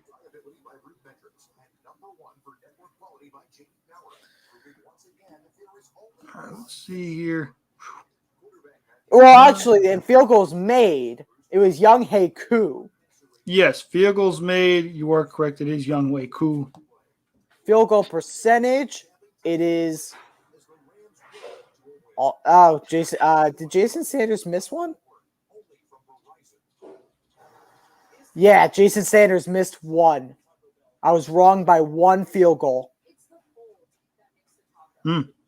Young Hae Koo missed a couple. Where's Crosby? Yeah, I could have swore I thought Mason Crosby had like a stat line to where he went like perfect, but next page, Steven Koskowski. Yeah, because he made 16 field goals out of like 16. Yeah, there we go. Yeah, my bad. He went 100%, but that's because he only attempted 16. Yeah. So the most accurate kicker besides Young Hae Koo with the most attempts was Jason Sanders. Oh, okay, there we go. Attempt. I thought he meant percentages. I was about to say, what you mean percentages? Crosby hit 100%. What you talking about? But field goal makes, yes. That was a very high intellect conversation there. Hey, it's what we do. All right, so we're at a commercial break. 2-minute warning, or it is less than a minute. Got about 51 seconds left. I like to throw out one game before halftime. The Denver Broncos and the Jacksonville Jaguars. Denver Broncos had a big win, 23-13. But the record that has been made, the Jacksonville Jaguars have tied the Detroit Lions from 2007 to 2009 for most consecutive losses with 17. Dating back to last year, the Jacksonville Jaguars have lost 17 straight games. Their last win was week 1 of 2020 when they played the Indianapolis Colts. And ever since then, they have lost 17 consecutive games. By the way, do you care about lacrosse at all? I mean, I haven't heard of lacrosse a lot, but it could be something that I could be intrigued. Oh, right. You're not East Coast. So in the East Coast, lacrosse is a big, big sport, as you might have heard. Mm-hmm. So in the PLL, the Chaos Lacrosse Club beat Whip Snakes Lacrosse Club. Congratulations to Chaos in the Premier Lacrosse League. I think you should watch it. It's a fun sport. I'll definitely keep on being intrigued from Premier League Lacrosse. I'll try and give that a watch. And the reason I say this is that one of the best players in NFL history was also a very good lacrosse player. Who was it? He commented it on their post. Jim Brown was a lacrosse player. Oh, Jim Brown. Okay. There was on the New England Patriots was also a very good lacrosse player in Chris Hogan. or he may be gone now. But Chris Hogan played, I believe, Penn State or Monmouth. It may have been Monmouth football and Penn State lacrosse. All right. I definitely like the sound of that. We also want to thank the Unwrapped Sports Network. We appreciate that as well. Let's go, team. That is correct. Yes. But anyways, proceed with the rest of your story. No, that I was finished with my story. Again, shout out to the Unwrapped Sports Network, and we'll say our sponsors before the half. 47 seconds to go. I mean, actually, back to lacrosse. We just had a kid commit to Penn State from our high school. Ooh, while we're on the subject of Penn State, what did you think of the whiteout yesterday against Auburn? How did you like the whiteout atmosphere? So, trivia question. People assume I'm a Penn State fan just because I'm from Pennsylvania. How far do you think Penn State is from me? Penn State away from you. If Philadelphia is only about 30 minutes, I would say Penn State is about 35, 40 minutes. No, not even close. So Penn State from me is about 3 hours. Ooh. Wait, is Penn State closer to like Pittsburgh or? It's in between the two. It's near Harrisburg. Oh, so but it definitely is closer to Pittsburgh. So it's like right in between. Like Pittsburgh's on the left, Philly's on the right. Penn State's like right in the middle. So I'm not a Penn State fan per se. I personally like the Big Ten team that's closer to me, and that's Rutgers. But you know what? If you can get 100,000 people to wear white and throw their little pom-poms at the same time, like we are Penn State. Like that's kind of cool. Like I gotta admit that. I've been to a Penn State basketball game when they were in Philly, and that was pretty cool too. I bet that is. Lamar Jackson slowly moved the ball down the field. Got 40 seconds left. It is first down and 25 for the Baltimore Ravens. You got 40 seconds left. This definitely has to be a drive to where, in my opinion, you have to get points, any kind of points. Because like Ben mentioned, the Chiefs get the ball first in the second half.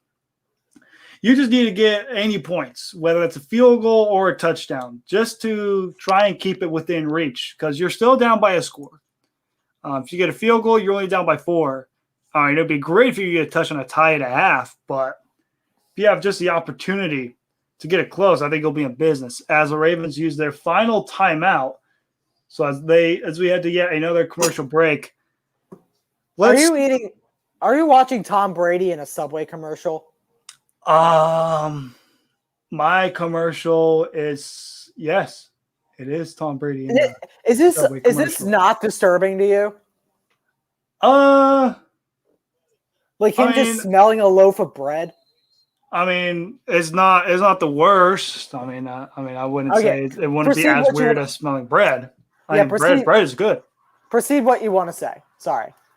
Anyways, I was just saying, we basically just returned to the game. Lamar Jackson, second down and 5.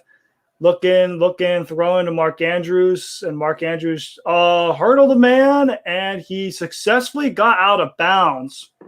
With 26 seconds left, the Ravens got a first down. I mean, you look at what a great hustle effort by Mark Andrews, knowing the situation, getting the ball, and running towards the sideline, hurdled over number 35 of the Kansas City Chiefs because the Ravens don't have any timeouts, saving the clock, giving the Ravens yet another opportunity to play another down as they are down at the Kansas City Chiefs 47-yard line. As you see, Justin Tucker getting ready to kick a field goal. Remember, the NFL record is a 64-yard field goal set by none other than Matt Prater, who successfully hit a 62-yard field goal earlier today, as Lamar Jackson, as we know, just had a big run. There's 15 seconds, clock is ticking, and the Ravens spike the ball as they are down at the Kansas City Chiefs 33-yard line, definitely setting up Justin Tucker for a chance to succeed. 11 seconds left. Ben, what do you do if you're the Baltimore Ravens? Do you try to run a play or two just before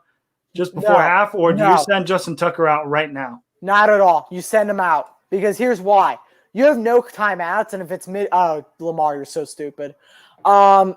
They're going to try to draw them off sides or something. No, they're going to actually take a snap. If it's up the middle, actually, they got out of bounds on that play, and they were lucky. Because if they were in bounds, it would have been halftime, and that was it. You get no points. Now they're going to send out Justin Tucker, and he's going to have a short field goal on 3rd down with 7 seconds remaining.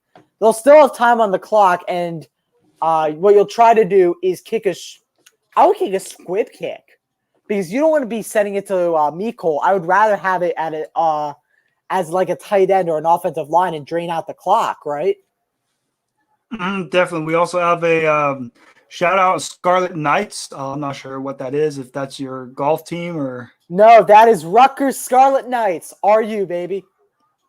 All right, and here we go. We have a Justin Tucker 48-yard field goal attempt with 7 seconds left. Let's see if Justin Tucker is money or if he does his rare shank snap. Good. Kick is up and away, and it is good as the Baltimore Ravens capitalize and get some points before the half as they trail the Kansas City Chiefs 21-17 as there are about 3 seconds left in the half. Probably just going to do a regular squib. Nothing really too eventful here to go into the half, but crazier things have happened to go into half. So reminder, I'll go over the sponsors, and then we're going to have a halftime break, and you can count on us returning the minute the half starts on the second half. So Justin Tucker here, they're going to try to do a squib kick. If they're smart, don't kick it to, Mecole Hardman here. Or Byron Pringle. Definitely. If you want, Ben, I could actually talk about the rest of the games that went down and during the second half, if you like. All right, so let's see what Tucker does, and it is a squib, but it's right to It's right to Byron Pringle, and he stopped right away. So that will drain the clock, and we'll go over some of those games in the second half. But for right now, I want to shout out our sponsors and the stuff we need to get done. Again, we got to pay the bills, as Connie says. Shop at teespring.com/store/unwrapped for our shop. Our VIP program at our Patreon is patreon.com/unwrappedsports. Remember to sign up for the $10 membership. Gamble at mybookie.com code USN100 for a 100% sign-up bonus. And for rxhemp.com, code rxhemp-USN for 10% off your order. So all that stuff is great. You'll get great discounts from Unwrapped Sports Network in our name. Just remember to put in the QR code. And for the Patreon, make sure that VIP membership is $10 per month. And that literally goes to $120 per year for signed giveaways, fantasy drafts, all the events we're doing in the Discord chat. That you will get worth your $120 per year. Mm-hmm. And there's also different tiers too. If you can't afford the $10 tier, there's also the $1 tier where you can just help us out, appreciate all the work that we do. And there was also the $5 tier, which gives you access to an opportunity of a fantasy football draft, also an opportunity to be in the Discord chat. The Discord chat has pretty much everything. You could chat with us. You could also chat about other sports as well. And if you're into gambling, fellow Unwrapped member Corey Easley does his daily bets almost every day. You could always see that Discord chat of gambling light up with all kind of bets that they have in store, and you'll definitely get your money's worth. All right, we're gonna go to halftime. Do you mind if you put up like a halftime banner just when we're gone? I personally, I don't have anything else to do. I'm personally going to stay around. You're going to stay around. Okay. Yeah, I could just personally talk about the rest of the games that went down if you like. I'm going to take a 5-minute break to go get some water and stuff like that. Reflect on the first half. We're going to leave you with Wise Cheese to have some Wise Cheese reflections. All right, I'll be right back, folks. All right, with that being said, Wise Cheese reflections here. I'll even talk about before the second quarter ended, I did reflect upon the Broncos and the Jaguars game for a little bit. As many of you guys may know, the Jaguars have a 17-game losing streak, which actually is tied for the longest record since the ever so faithful Detroit Lions the past. Excuse me. And one thing I will say is, this was a good win by Denver, a win that they had to have, especially when you try to keep pace in the AFC West. You got the Raiders winning. They're 2-0. Kansas City Chiefs are on pace to become 2-0. And now the Broncos are 2-0. You're also taking advantage of, the Chargers, who took a big loss. And, just overall, you're looking at the performance. Teddy Bridgewater looked great. 26 of 34, 328 yards, 2 touchdowns. And, man, that offense was flowing. Cortland Sutton, the first game without Jerry Jeudy, Cortland Sutton was the main target from Teddy Bridgewater. He loves some Cortland Sutton. 9 catches, 159 yards. Just overall phenomenal. We love to see that out of Cortland Sutton. You figured he would step up now that Jerry Jeudy is hurt, and he did in a big way. And then for the ever so faithful Jacksonville Jaguars, Trevor Lawrence in his rookie year so far off to a very sluggish start. He went 14 of 33, 118 yards, a touchdown, and 2 interceptions. And they finally, attempted to give James Robinson the ball more, had 11 carries for 47 yards, did not crack a single touchdown. And just looking at the rest of this team, the Jacksonville Jaguars were very disappointing. You talk about DJ Chark only had 1 catch for 19 yards. This is unacceptable. And just overall, the Jaguars as a whole are just very disappointing. You bring in Urban Meyer and Trevor Lawrence. Yes, they are both in their first years. We understand a slow learning curve. But just the way they played the last 2 weeks have just been utterly awful. We thought the Texans were going to be in competition for the worst team in the NFL, but I think the Jaguars may have taken the cake because it does not look like they've changed one bit. Last year they were flat out awful. They had the first win in week 1 and lost 15 straight. And here they are back to their old ways. Are off to another 0-2 start. They've lost 17 straight. If they lose again next week, they set the record for longest losing streak, and I think they have a good chance to do so because you look at in week 3, which I will pull up right now, the Jacksonville Jaguars at the moment will play, as I'm scrolling through for a hot second, it's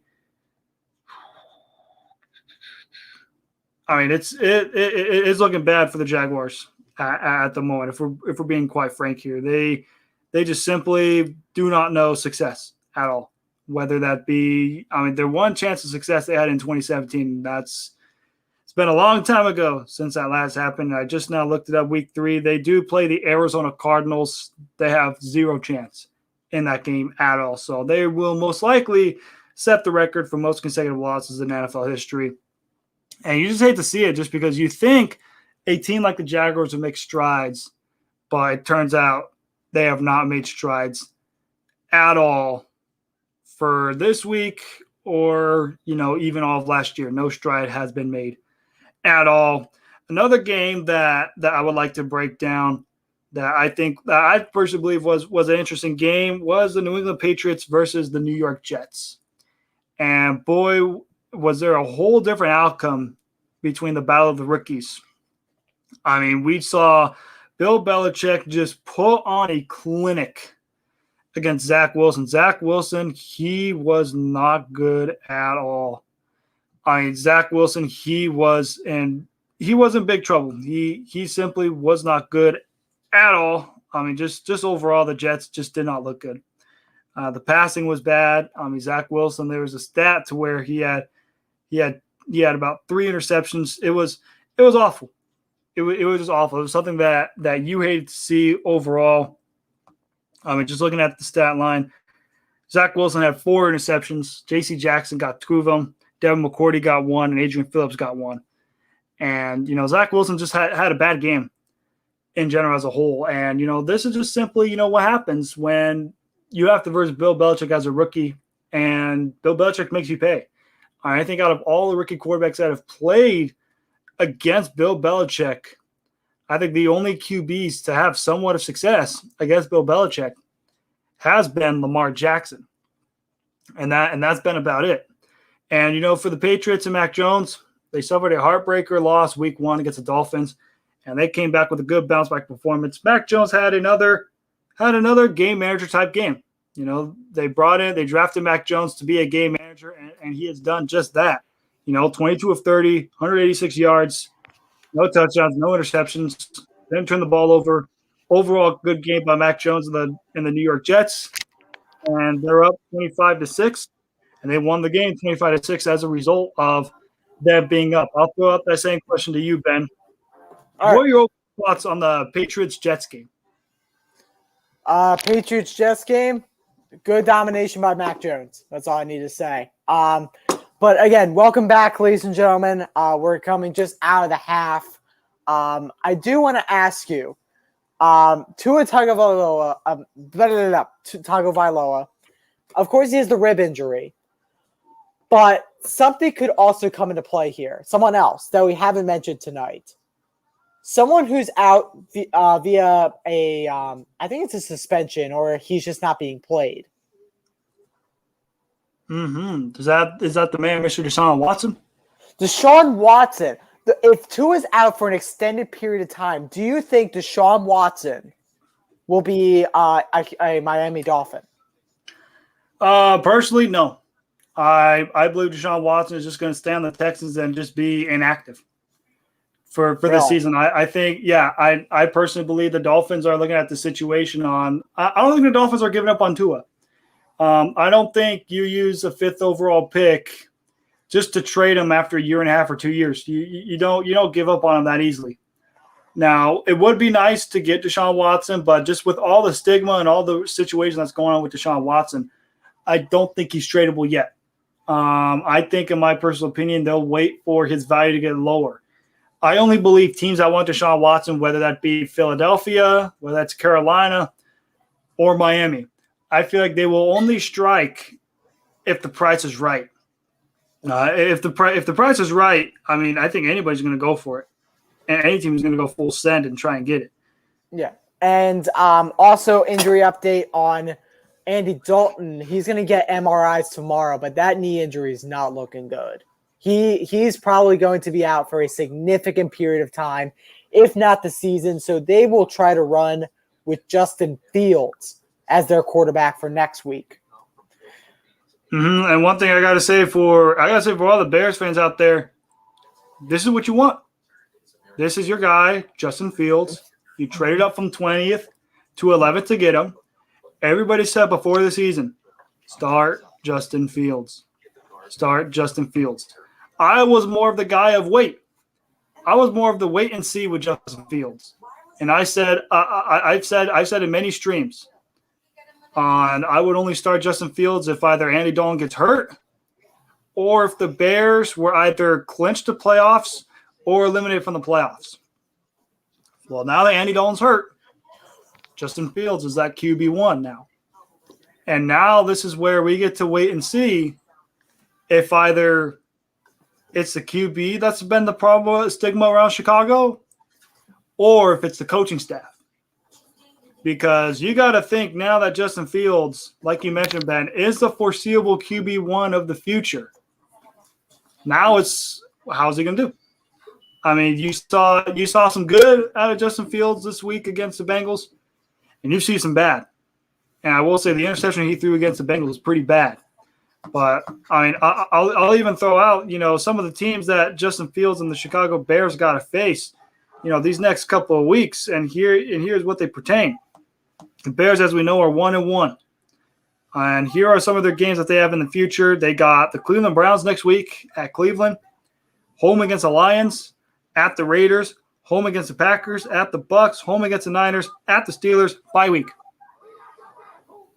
By the way, we're going to have some Justin Fields questions coming up because I got a guest.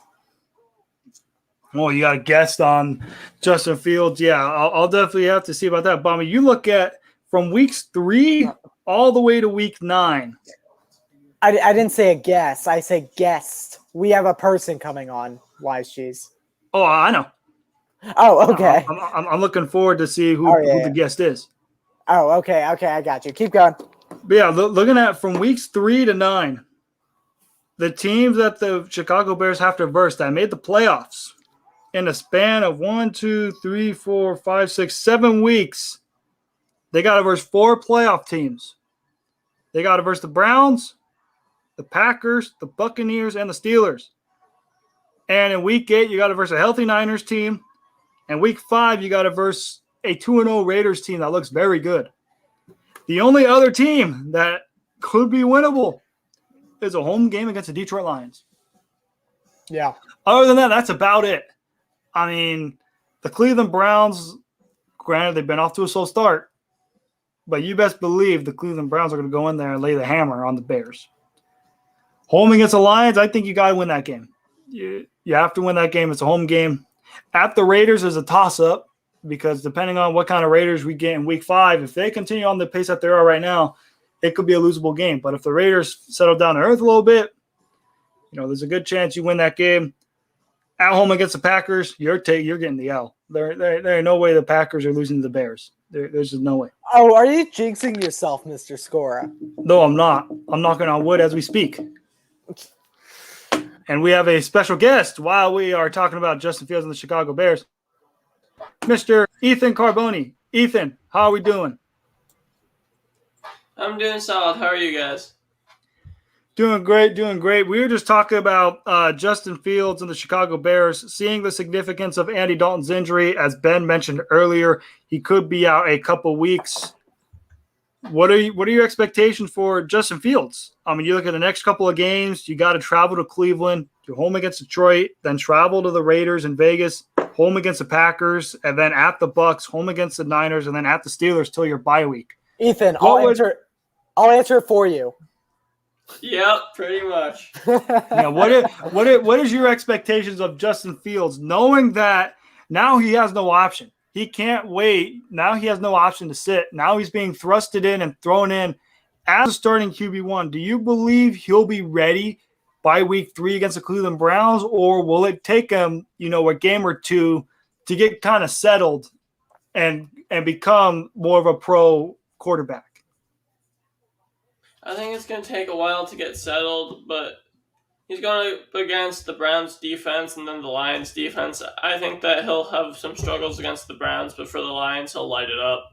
I think from the Lions on, he'll have enough confidence to get by until the bye week. Maybe not well, but yeah, he'll get at least 2 wins before the bye week is my thought.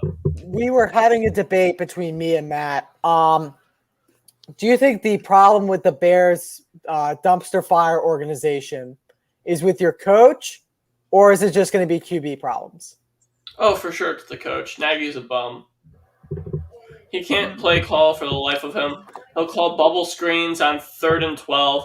He'll call run plays on 2nd and 17 just to get 2 yards and then have Nick Foles, Dalton, or we'll see what Fields does. Maybe he can actually complete a pass on 3rd and 12, 3rd and 17.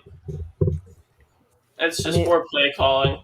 I mean, I can't blame Nick Foles just from what my past experience from him, but you've definitely gone through quarterback after quarterback the past couple seasons. Do you think after stunning Jay Kapler and his wife, Kristen Cavallari, Nick Foles, and then Andy Dalton, do you think Justin Fields is the one? Like, you're going to stick with him the rest of his career? I think this is Chicago, and if he's the most mediocre quarterback in the NFL, we will worship him like he's Jesus. I feel like I'm sorry to interrupt. I personally feel like Bears fans already worship him, and he hasn't even had a start yet. Yeah. Remember, good. Remember, we worshipped Wentz, Matt Score. He was an MVP caliber one year. Let's see how that turned out. Well, I mean, here's the thing. At least we knew what Wentz had. Like, we've seen a couple starts. Justin Fields hasn't even suited up as a starter. True. We've only seen him limited action against the Rams, and then limited action against the Bengals when he was thrown in when Dalton got hurt. This is going to be his first full start, and it's against a playoff team in the Cleveland Browns. One thing is for certain: whenever rookies make their debuts, it's either a hit or a miss. There's no in between. Like, Justin Fields is either going to have a good game against the Browns, he's either going to do good and shock the world, or he's going to lay a goose egg and people will question, how good Justin Fields really is. There isn't going to be a middle. But one thing I will say is I will agree on Ethan and saying the fact that he will light up Detroit. Week 4, the first home game at Soldier Field for Justin Fields, in which will most likely be a standing ovation. He's going to light up Detroit. He's going to put on a clinic against Detroit. But I personally believe from weeks 5 all the way till your bye week will kind of make or break your season. Today, I believe, was in Soldier Field. Might not have been a start, but Justin Fields did debut at home. He certainly did against the Bengals, and he got a win too. Let me ask you this, because I know part of the reason you're on is, of course, to rip on me. So let me ask you this, Ethan. What did you think about the 49ers-Eagles game? Go ahead. Do it. I think the Eagles played better than I personally thought they would. I thought they were losing by double. I thought they should have lost by double digits, but their defense definitely held that first half. They just couldn't hang in there in the second. If it wasn't for a couple key injuries to 49ers running backs and Jimmy Garoppolo playing like the below-average overpaid quarterback that he is. Not to cut you off, Ethan. We'll get back to you in a minute. That's a touchdown for Byron Pringle of the Kansas City Chiefs. 27-17. Kansas City leads Baltimore. Go ahead, Ethan. Yeah, pretty much. If it wasn't for poor play throughout the game, at least that's what I saw. Anytime Red Zone would flip to it, or I'd flip through the channels myself, I'd see very poor play, and I feel like the stats reflect that, with Jimmy G only not even getting 200 yards passing. Oh, I knew he would fold under pressure. That was not an issue. It's just that we actually gave him time and we actually didn't, produce anything. When we gave him time, he made the throws to Debo that he needed to make, and then we did nothing. So that's that. And I know you personally were very happy with the result for reasons we will not name. How can I not be? Philly lost. It's always a good day when Philly loses. Yes. It is always a good day for Ethan Carboni and John Creveling when Philly loses. Okay, moving on. Let's focus on your rival here real quick. This cheesehead over here, or no, no, that's right. Yeah, I can't point the right direction. Screw that. Matt Scora. There we go. We'll be having a Monday Night Football game tomorrow against Detroit. Who do you want to win? Ethan? Who do I want to win? Oh, I want a tie. I want a tie. No ties. Who do you want to win? Straight up. Well, obviously the answer is the Lions, but this is Aaron Rodgers we're talking about. If they don't win by 3 scores, I consider it a failure. But for some reason, Detroit always has a simple way of staying in the game with the Packers, and it's really annoying to watch because they're going to lose in the end. So they're just drawing it out. Matt, do you agree with that statement? Oh yeah, of course. The Detroit Lions always seem to somehow find a way to always be a thorn. I mean, it's almost like the entire Matt LaFleur era. I mean, in almost all 4 games we've played against Detroit, it's been pretty close. I remember the first game, with Matt LaFleur, David Bakhtiari really sold the nice illegal contact, when Flowers' hand is clearly on his collarbone and they sold it for a face mask. And then we had a game-winning field goal. And then we got another chance in week 17 and we kick another game-winning field goal. And then last year, I would say, was kind of like we were able to beat them up more. But, yes, the Detroit Lions, regardless of how good they are, they always seem to be interestingly keeping it close. And I always look at that as more along the fact of it's a division rival. And, regardless of how good the teams are, they're always going to keep it close. And I just think, for Green Bay, we have to win by multiple scores. This cannot be a game where Green Bay edges by 6 points. Will I take the win? Yes. But will it be an ugly win? And will I probably get spammed by Ethan in the chat? Yo, how you only beat the Lions by 6 points? LMAO, you're probably going to get bounced in the first round, bum. Will I probably get that? Yes. But, this is one of those to where if the Packers don't win by at least 2 to 3 scores, and what I mean by that is, 14 to 17 points, then I will definitely be a cause of concern because when you got to verse teams like the 49ers or the Steelers or Arizona, Kansas City, Seattle, teams that are going to be, in the playoff race, you have to beat the bad teams by double-digit points. Because if you don't, if you keep them close, there's going to be some cause for concern, like the 49ers just barely beating the Eagles by 6 points. That's a slight cause of concern because when you're in the same division as the Rams, the Cardinals, and the Seahawks, and you barely edge out the Eagles by 6 points, and then last week you almost let the Lions come back and beat you, there's some cause for concern on whether or not you're a division contender or just a wild card team. For sure, Matt. I actually have a question for you. Go ahead. For our fantasy league for the NFL Deep Dive, I'm up at 115.02 to 77.56. The guy I'm against currently is Devontae Adams and Hawkinson left. I have Green Bay's defense. I'm up by a solid 37.5 points. Can the Green Bay's defense hold out enough, or will Hawkinson or Adams sell enough for me to win? What do you think? First let me go to that league real quick and see the scoreboard matchup. Before you did that, Marquise Brown 1st and 10 on an RPO stick. So Ravens are now in Chiefs territory. But go ahead. All right, so let's see here. And for those that don't know, what Ethan is asking is Ethan is right now up 115.02 to 77.56. I will say you definitely do have a chance. I will say, though, I'm very concerned with the Green Bay defense, though. The only reason being is there's no Zadarius Smith for 3 weeks. Right. And the defense was atrocious against the Saints. But then again, the only reliable weapon for Detroit is TJ Hawkinson. The rest of the receivers are either questionable or bums. So you have a chance as long as you contain Hawkinson. Now, what I'm concerned with is you going up against Devontae Adams. Rodgers and Adams did not have a good game last week, as Devontae Adams only got 10.6, 5 catches at 56 yards. I feel like your only concern would be Devontae Adams, because Devontae Adams has a very good chance to get 20-plus points this week.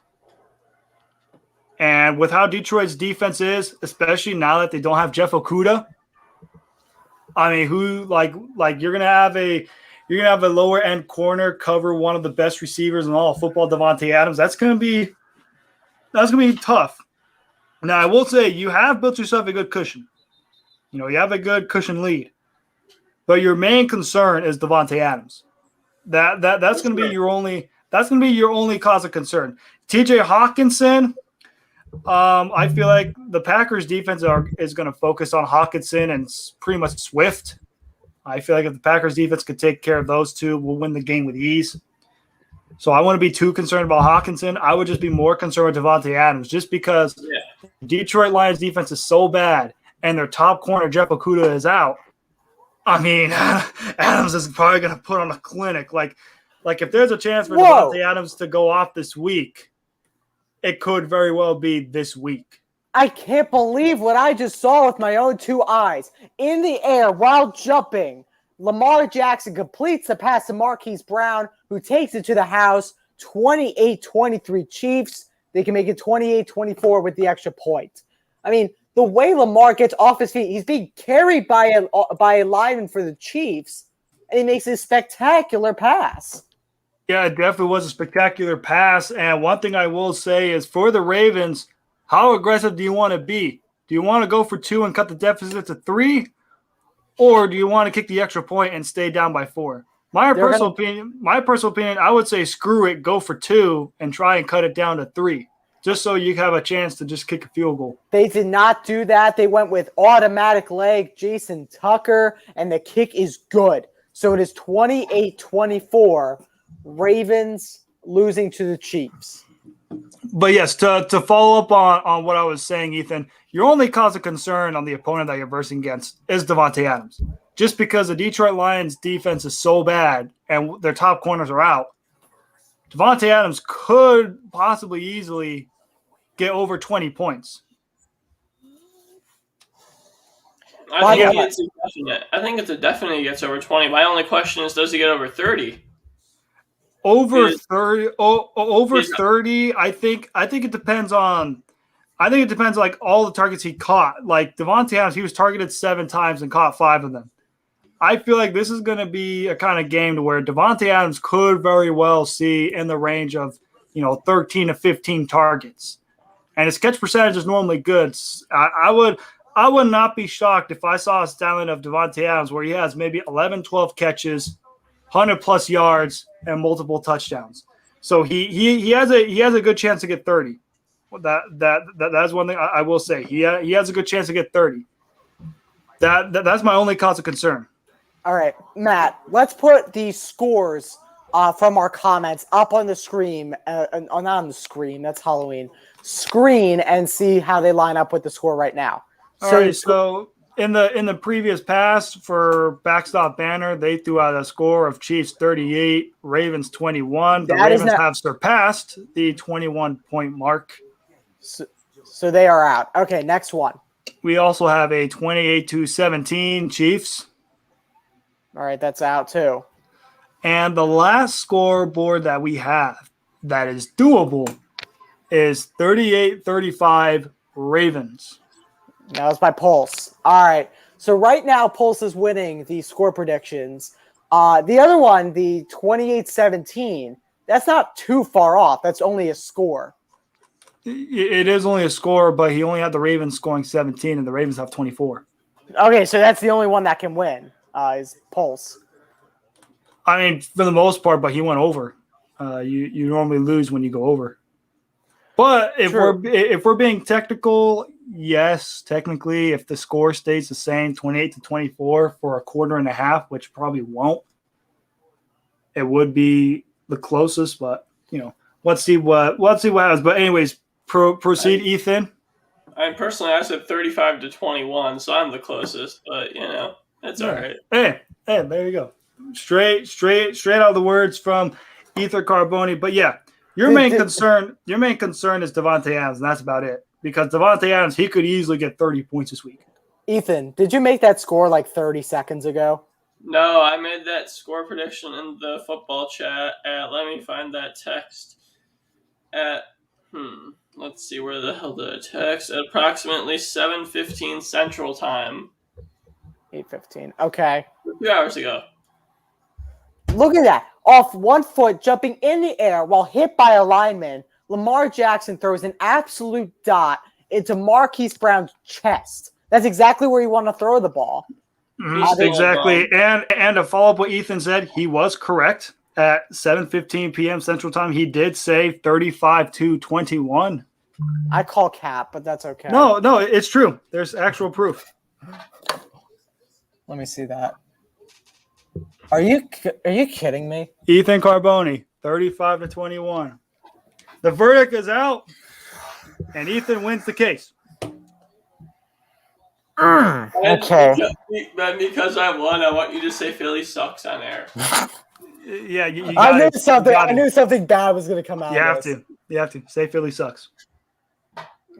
Don't make me do the Ethan Carboni impression. No. It doesn't have to be. It has to be just from you. Sound like a parrot. You just need it's just from you because that's what makes it worse. Is because it's coming out of your own voice, your own words. My name is Ben Hoyt, and Chicago sucks. No. You said it wrong, my friend. It's Philly. You gotta say it. My name is Ben Hoyt, and Philly sucks. That's right. But hey, your Philly's only 1 game back of the division, though. They are. And that's a beautiful thing to have on recording for a future. Did you actually? Hey, you still got a chance. And also, shout out my mother. Thank you. Thank you to Mrs. Scora. Mother Cheese. Thank you. Much appreciated. Okay, so quick game update. Mahomes made a nice pass to Mecole Hardman. It is 3rd down and short. The Chiefs still lead the Baltimore Ravens by 4 points. I will once again say this is another important defensive drive for the Ravens, just because if you get another stop here, you have an opportunity to take the lead for basically the first time all game. And this will be an opportunity where you kind of have to show really how good your defense really is. And here they are, 3rd and 4. They're panning, it looks like, to Rob Ryan, and then head coach Andy Reid. Got Patrick Mahomes calling up the plays. Patrick Mahomes in the backfield, rolling to, it looks like his right. Rolling, and he extends out, and we will see where the officials mark him. There is a flag on the play, so we will see what the flag is called. They mark him short of the line of gain, so it is about a 4th and 1 play. But let's see what the flag is on and see what the Zebras decide to throw. They call holding on the defense. So never mind 4th down. They called holding on Marlon Humphrey is a 5-yard penalty and an automatic first down for the Kansas City Chiefs. Terrible decision by the Baltimore Ravens. You're trying to get a 3-and-out, and you unnecessarily hold Denard Robinson. There's no reason to hold on that play. There's just absolutely no reason at all. Mahomes goes deep. Oh, dropped right in front of the receiver, Mecole Hardman. 2nd and 10 now with 7:07 left to go. All right, so predictions for next week's games. We'll do that real quick. Oh wow, Mecole Hardman got a stutter step on him. Let's go with Eagles Cowboys. Matt, I'm sorry to do it to you, Ben. I got to go with the Cowboys. It's at home at AT&T Stadium. Cowboys got a solid win over the Los Angeles Chargers. I just think because it's in Jerry World, I think the Cowboys get the job done. They have the better offense. I'm still not sold on Nick Sirianni yet. He's had his good moments, like against the Falcons in week 1. And he also had his bad moments when he ran that Philly special play on 4th and goal against the 49ers earlier today. So I still got some questions about Nick Sirianni. For right now, I have them losing to the Eagles in week 3. But when they match up each other week 18, it could be a different ballgame because that's the link. This game is now getting out of hand. A long touchdown pass to Travis Kelce. Yes. He takes it over 40 yards.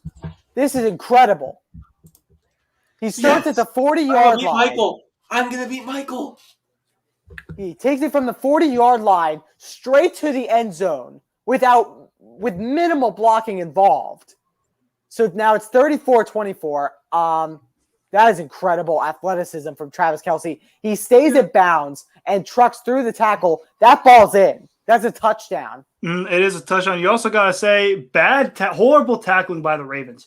You cannot let Travis Kelce make those big plays. Granted, Travis Kelce is the best tight end in football. That's what he does. But when you have the opportunity, I mean, look, it looks like a gain of about 10, 15 yards, and you've had about 3 to 4 missed tackles. That's unacceptable. If you're the Baltimore Ravens and you're trying to stay in this game, that's something you do not want to have happen. It is now 35-24. And by the way, Ethan, how about your prediction for Eagles Cowboys? I know what you're going to say, but go ahead. You know what? I think I got to go the Eagles one here, actually. I think that the Eagles are going to lose by 2 scores. Oh, Yeah, you see the switch up? That was funny. Call that a spike. And those 2 scores are going to be a field goal and a touchdown. I think that's going to be a solid 31-21 victory for the Cowboys. No, I see a little bit of cap here, but that's okay. Of course, Homer. Of course, you got the Eagles winning. Doe, Homer Simpson, Doe. Mm-hmm. No, I have 24-21. No, actually, scratch that. I'm going to do the same score Ethan did, but I'm going to do it in the opposite favor. Eagles versus Cowboys. Yeah, and I found out it is on Monday. It is next Monday's game. Oh, seriously? Yep, Monday Night Football. All right, so I get to watch Monday Night Football, Eagles at Jerry's World. By the way, Jerry World is just like Disney World, but it's not fun and it's not for kids. Jerry World could be for kids. I mean, there's like kids sections. No, there's also outside. How's it for kids if Jerry World's not fun? Hey, kids love cheerleaders. Hey, man. Can we all agree right now that Dallas has the 2 best sports owners in all football? No. Mark Cuban and Jerry Jones are the 2 most entertaining. I'll correct myself. The 2 most entertaining. No, Jerry Jones. Here's what I will say for Mark Cube. I don't know about NBA owner. I would say entertaining would probably maybe be Pat Riley because like Pat Riley has like the Godfather figure. Maybe. No, but you do make the case for Mark Cuban because I love Cuban, but like Jerry Jones, literally when I see him happy, it makes me sad, and when he smiles, it makes at least 3 children cry. So no, Jerry Jones. All I gotta say is Jerry Jones has got to be one of the greatest owners of all time, just for the simple fact of he built his own stadium with his own money and gave himself his own damn suite. Like his own suite is literally probably, if you compare to other stadiums, like 3 suites combined, just for himself. He just like, hey, you know what? He probably went all Southern accent, just like, hey, I'm Jerry Jones. I need me to build me a stadium. I'm about to build me a stadium that looks exactly like Texas Stadium, but this time it's going to have a retractable roof, right? I'm going to have a Jumbotron, best in the world, right? And then I'm going to build me a suite, right? And then that suite, right, is going to consist of 3 suites, right? All in one, right? Just for me, right? And then on top of that, right, I'm gonna have my own glasses, right? Because I gotta see my team, right? Melt down the final last minute, right? But can't blame me because I set the team up for success, right? And then I just simply have them, wipe off my glasses, clean them for me, right? And then I just go in my own helicopter, right? And then I live my life because I'm Jerry Jones. And I also forced the Rams to move from St. Louis to Los Angeles to make some profits because I'm Jerry Jones. That's right. That made me want to scream. Like, what you mean? Loudly. It was funny. That was funny. Was it funny, Ethan? Was it good? I think you mixed Jerry Jones and Donald Trump voice, and you kept flipping back, but it was funny. I tried. I tried my best. I tried to be like Jerry Jones on Hard Knocks. No, I hate Jerry Jones with a burning passion. And whenever I hear his accent, just like the Southern Jerry Jones accent, just makes me cry. Does it make you cry more than the Eagles losing today?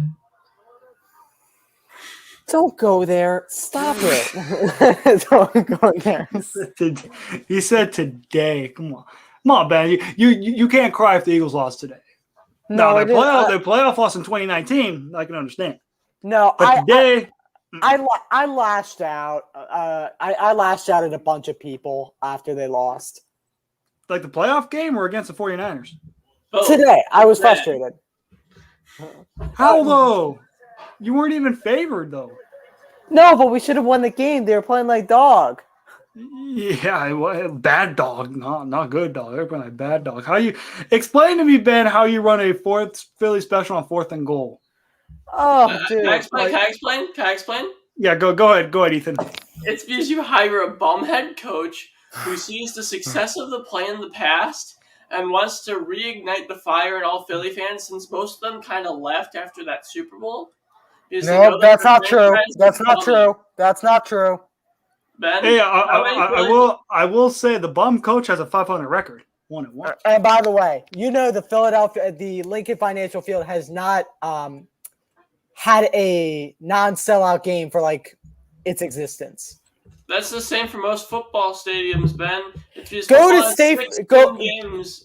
to State Farm Stadium and see how much they're packing. They literally have the upper deck open. Who? State Farm Stadium. You mean the Arizona Cardinals? Yes. Come on, Ethan. Ben, you got to make it simple for the viewers. The viewers don't know what the hell State Farm Stadium is. When you say State Farm Stadium, I'm like, are you thinking the Illinois basketball stadium? Like, what are you on? Like, sorry, headphones unplugged. Go ahead. I'm confused because State Farm kind of sponsors a bunch of arenas and stadiums across the entire country, mainly for basketball. So. Yeah, like so some people think whenever you say State Farm Stadium, they could think, the Atlanta Hawks and State Farm Arena. But that's called an arena, not a stadium. Hey, Ben, there are some people that are built different and think different. Exactly. You gotta say Arizona Cardinals. There could be people like Ethan Carboni who could poke at you and say, hey, Ben, what you mean State Farm Stadium? They got their State Farm Arena in Atlanta. There's State Farm Stadium in Arizona. Come on, now you gotta be specific. Yeah, there are people who think different, like Ethan, right? Why you put the different in quotations? He knows why. He knows why. Well, I mean, he knows why, but the viewers don't. They don't need to. It's just a fun inside joke. Oh, This so is, it's top this, secret. this is, Okay. this is the same Ben that texted me during the show that he wants to put me in an orphanage. So. No, that is not true. That's not true. Ethan, is there text proof of Yeah, oh, I know. him saying you gotta put him in an orphanage? My bad. He said foster home. Foster. Ben, why foster home? It was. Why are you frozen? Why are you frozen? You brought that up. All right, quick game update. It is 4th and 17. The Ravens are down by 11, 35-24. Okay. Play clock is down at 4 with 3.5 minutes left, and the Ravens punted away. Proceed, Ben. The only way I can explain this is that Ethan and I say very degrading jokes to each other just to rile the other people on. And I mean, they could be extreme. And that was the case of extreme. That was, I don't know. I apologize for every viewer out there that saw that. Okay. And then they do have, it looks like they're running into the punter. Ooh, nice. Let's see what we have here. And we have Sam Coach. I think it's Koch. I don't know how to. I'm pretty sure it's cock. I'm not trying to make a joke. I'm actually you know what? I'm gonna look up the pronunciation. I've heard announcers call him that before. I'm not lying. Let's see. Also, Matt, I sent you a text over WhatsApp. All right, let's see. Yeah, it's what it looks like. It's Koch. Yeah, could be that. Let's say Koch pronunciation.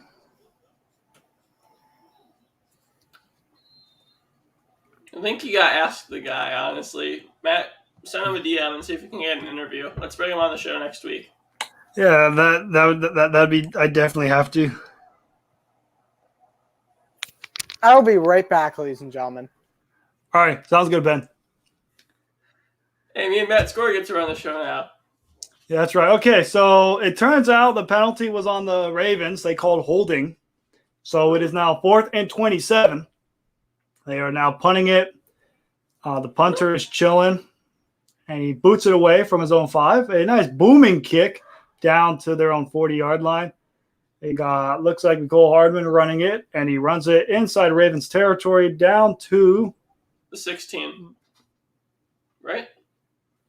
Well, they're seeing where it's okay right now. I thought it was out towards like midfield. Give me a second. Ben's calling me. Ooh, Ben's calling already. So now the floor is all me. So with that being said, we are on commercial break. The Kansas City Chiefs are up 35-24. The Chiefs will have the ball. Most likely could be a make or break drive for the Baltimore Ravens and the Kansas City Chiefs in this game. And one last game that I would like to highlight for week 2, while we are on commercial break, has to be the New Orleans Saints versus the Carolina Panthers. Reason being is just for the simple fact of, all right, we're back. Okay, Ethan. We're on commercial break, and I was just throwing in, what were your thoughts on the New Orleans Saints Carolina Panthers game? Well, personally, for my fantasy sake, I was very happy.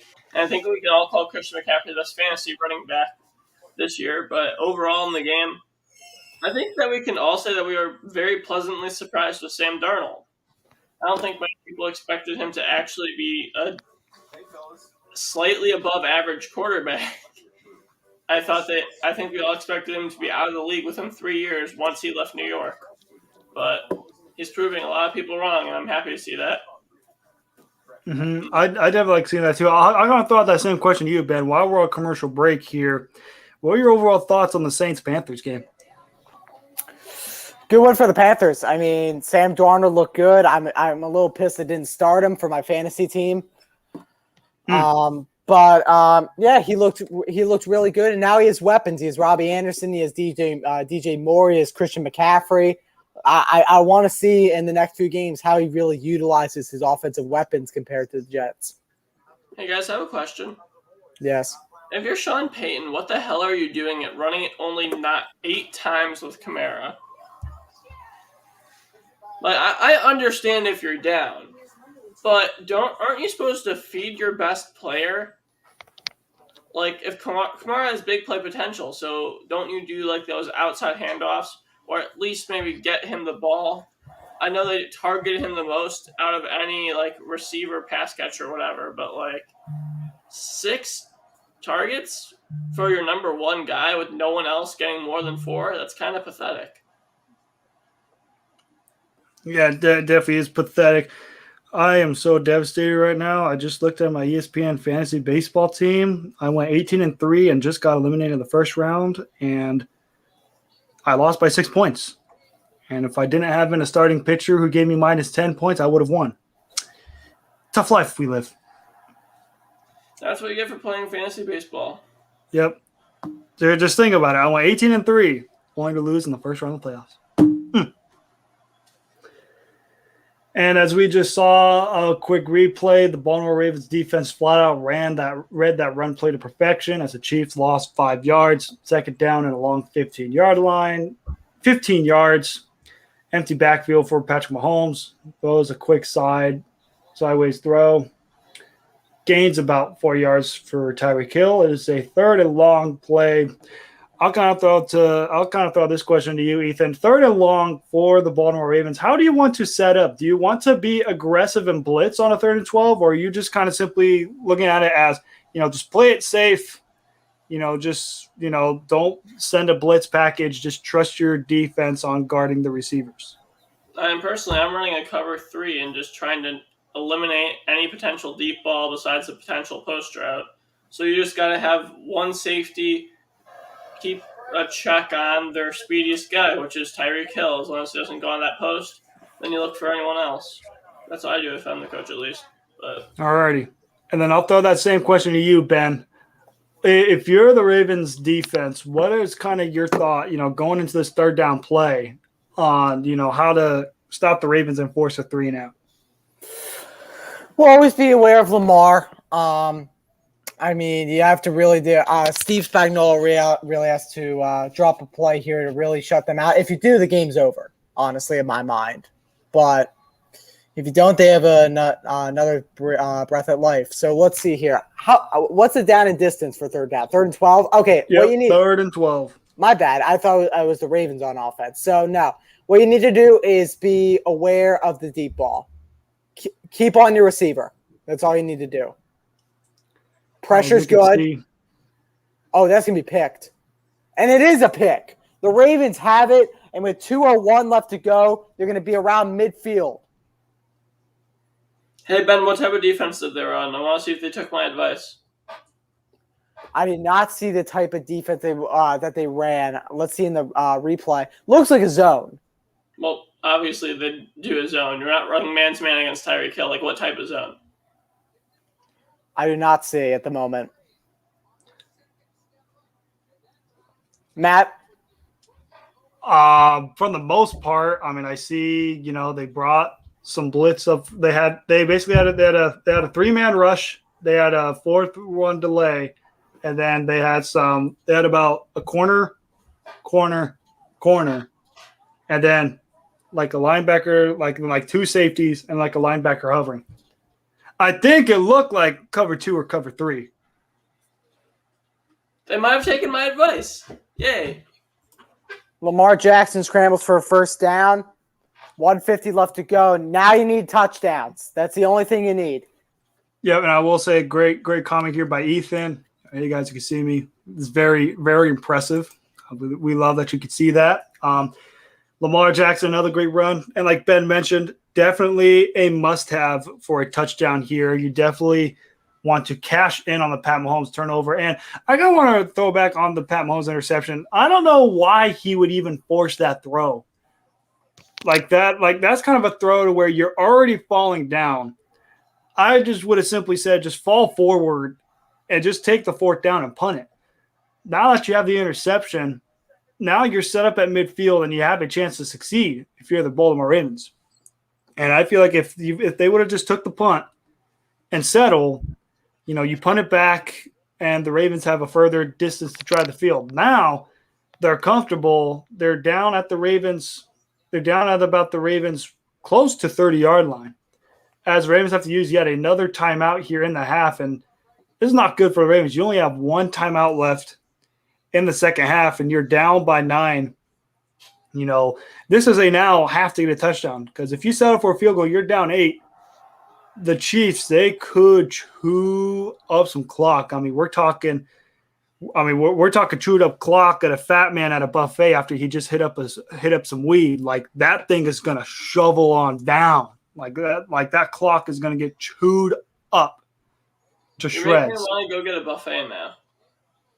Hey man, buffets are good. I had my last weekend I had my first ever Golden Corral. Delicious I don't like buffet. Golden Corral. I personally don't like Golden Corral. Hey man, I got me some 5 plates of Golden Corral. That was delicious. Breakfast buffets are for me personally. Oh, of course. You get pancakes, waffles, sausage, bacon, hash browns, and pretty much any combination of those. Grits. You'll get like a bunch of random different types of.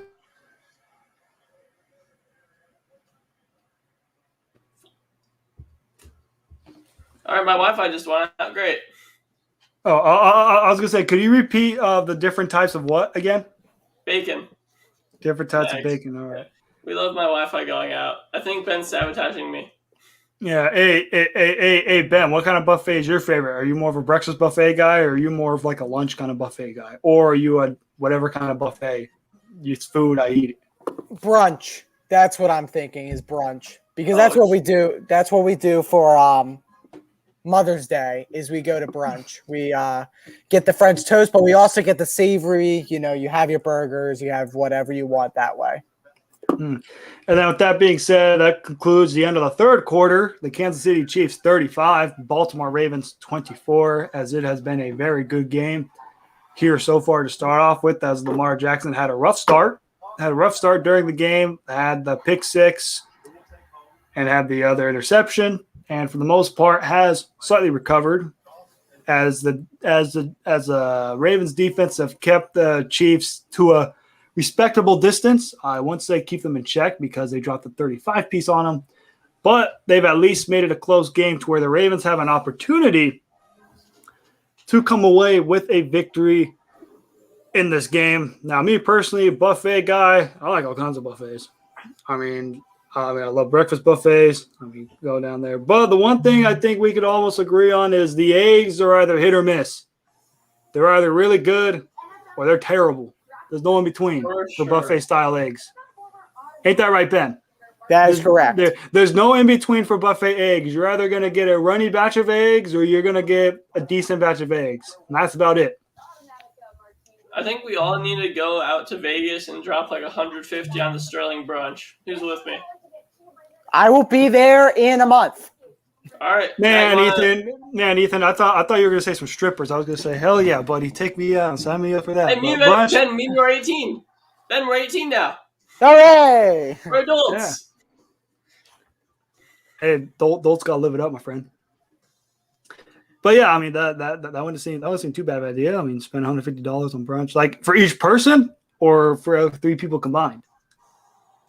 It's a per person, I'm pretty sure. Actually, it might be $90 per person. Jeez, $90. If it's $90 for brunch, it better be the best damn brunch I've ever had. I better get 3 plates. Have you seen videos of it? It's like unlimited champagne, lobster, like beef from like Japan. It's like food from around the world, unlimited. I'm going to the buffet at Caesar's Palace in Vegas one night. Oh, look at you, Ben. Yeah. Going to the Caesar's Palace. Yes, sir. Hashtag rich kid life. Yes, sir. Yeah, it's happy. Ben's a spoiled little Philly fan. Mm-hmm. Yeah. Pass complete. Will it get to the end zone? No. 14:52 left to go. They got to hurry it up. Pass to Oliver's complete. 1st and goal. 35-24. Yeah, that was a Hear big me play out, by the guys. Ravens. They're inside the 5. What? Hear me out, guys. Lamar or one of the running backs are going to fumble on this next play. I would love to see that if that happened. I personally don't Well- believe it will, but if it does happen, Ethan's a certified wizard. Well, remember, our bet for tonight is that Lamar scores one or more rushing touchdowns. So let's see if he does it here. First and goal. Lamar takes it. Does he have the room? He does. Touchdown. Lamar Jackson, and our bet hits. $10 goes to me. Let's go. Let's go. Atta baby Ben. Woo! He extended that too. I mean, we're talking about a long extension for the touchdown. That was a definition right there of long extension.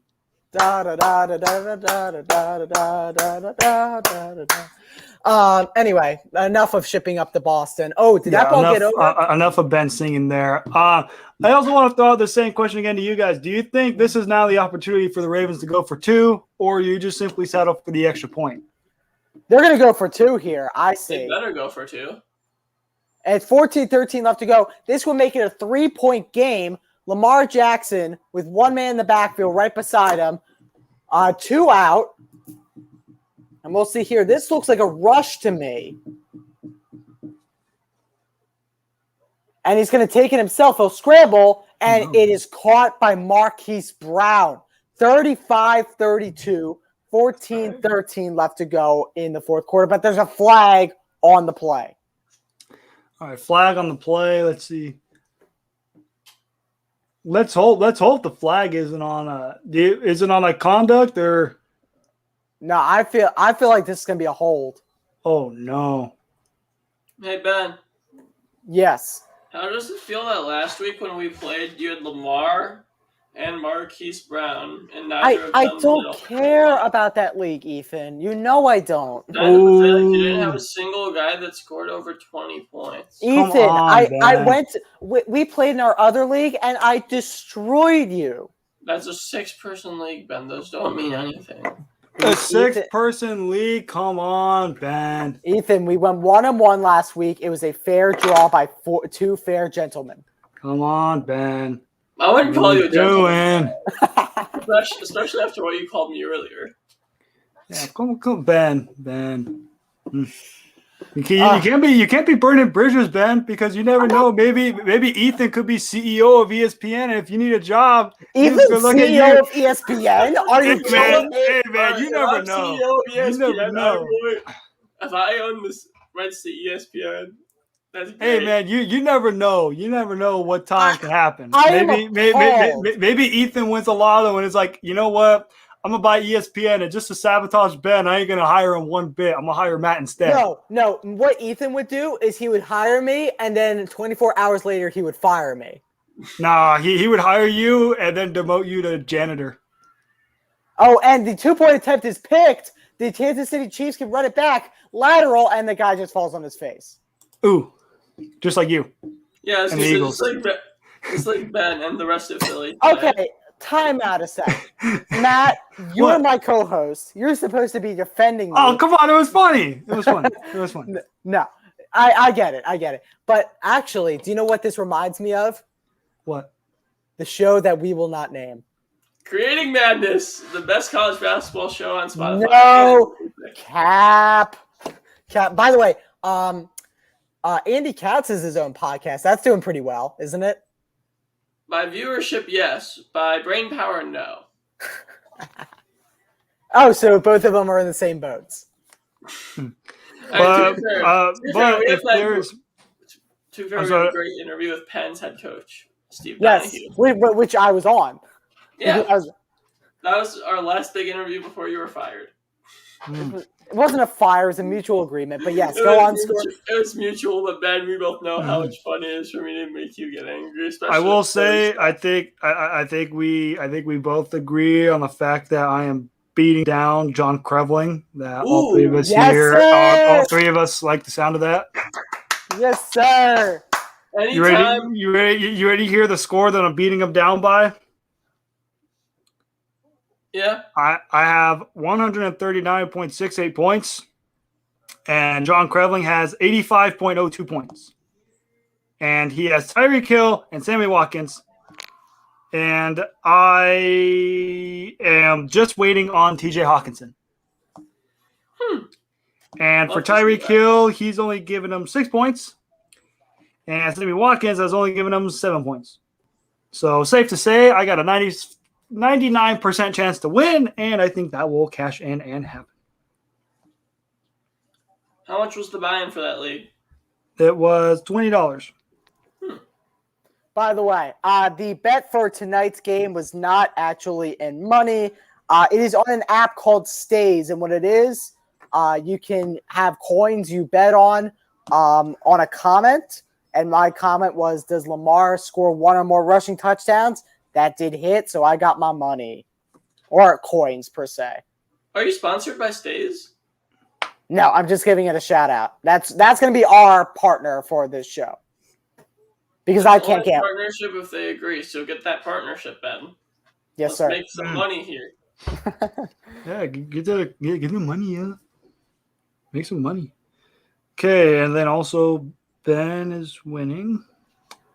Ben stay taking W's, even though he's taking some L's. Even though he's taking some L's, he's gotten some dubs. Yeah, I am literally going 2-0 versus Caleb Condon, and in spectacular fashion. Ooh. I will say we love the Hollywood Brown getting 6 catches, 113 yards, and a touchdown, which is why I am winning in the Unwrapped VIP Patreon League, which you could have been a part of if you spend a $5 or $10 in the tier chart. So in the future, whenever we do fantasy football leagues, if you'd like to be included, go to our Patreon, sign up for the $5 tier or the $10 tier. You get yourself inputted in a fantasy football league. Hey, Matt. Yes, Ethan? How does it feel to be beating Garrett by 25 points and still have DeAndre Swift and Aaron Jones left in the Dynasty League? Oh, man, I feel phenomenal. I love the fact that he had Thompson, Arcega-Whiteside, and Tua Tagovailoa in his lineup. Meanwhile, he had Henry Ruggs on his bench. I love the sound of that. I would not be shocked if later on in the week, since he has Justin Fields in his taxi squad, I would not be shocked if he activates him to a starting lineup and puts him in. But I am overall impressed. Definitely a bounce back for me, especially because I suffered a tough loss last week.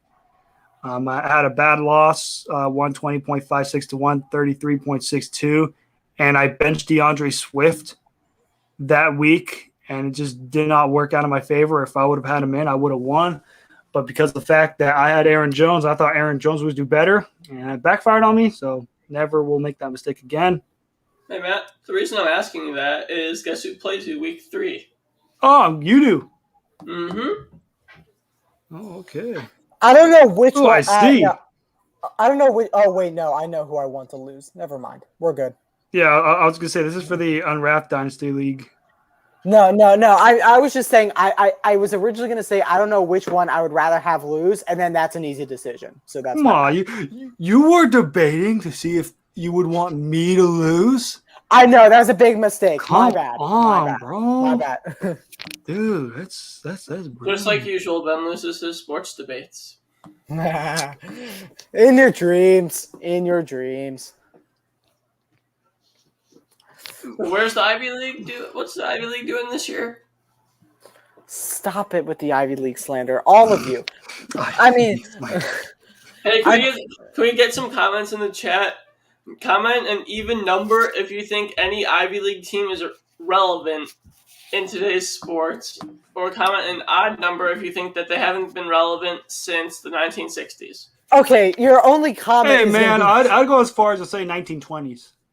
First of all, John Krevling is going to be your only comment, and you know that. Please, don't waste my time. And by the way, Penn did make the Final Four in 1979 when both Magic Johnson and Larry Bird were in it. The greatest Final Four ever. So, eat that. All right, so did they make the Final Two or no? No, we played Magic Johnson. Well, I don't hear a valuable excuse. Oh, yep, see, odd number, Jimmy Jones. Let's go. Thank you, Jimmy. Also since 1920. Stated by yours truly. All right, 3rd down and 9. Patrick Mahomes throws a good pass to Tyreek Hill, and it is incomplete. It is a 3 and out, and the Baltimore Ravens have yet another chance to take the lead. I'm being picked on my own show. Like this is well, actually our own show per se. Yeah, but here's the thing. Remember we have an open invite policy? Yeah, that's ending via today for you, Ethan. Whoa. Don't end it for Ethan, Ben, just because you have some hatred. I am what they call the man of the people. The man likes to speak. I am the man of the people. Excuse you. Okay. And I've seen the viewers and likes go up ever since I came on the show. So hey, it's because all 3 of us make good contribution. As it is 35-20, Chiefs lead the Ravens as we head to commercial break. Okay, so never mind. The open invite will stay for Ethan. Hey, and it's open for anybody. Yes. Oh no! I was still saying it was going to be open invite for anybody, just not him. But now it's going to stay for him too. Yeah, it's for anybody because Ethan's got some good knowledge in football. Ethan is very knowledgeable. At one point in time, I was able to name every man on the Bears' 53-man roster in 2012 and 2011. There we go. What was their record? What was their record? They missed The the playoffs. 2011 season was the year that the Bears lost to the Packers in the NFC Championship before the Packers went on to win the Super Bowl against the Pittsburgh Steelers. And the halftime show that year was not that good. Right? No, it was. It was Black Eyed Peas. It was Black Eyed Peas. Yeah, it was Black Eyed Peas. It was all right. I used to like them, but the more and more I realize, I like Fall Out Boy a lot more. Don't you also like Pitbull? Yeah, I went to Pitbull's concert. That was probably my favorite concert I've been to. Did you go to a concert that was in Miami? Just to get the full effect? Mission 305 worldwide. Mr. Worldwide. If we could get Pitbull performing at a halftime show, that would be the best thing. Yeah, and the next thing you know, you hear, 1, 2, 3, 4, score. Ivy League doesn't play Mr. Worldwide. Do they? Hey, Ben, can you answer Jimmy's question? No, they do not because they have finals the same time. Oh, also notice they are pathetic.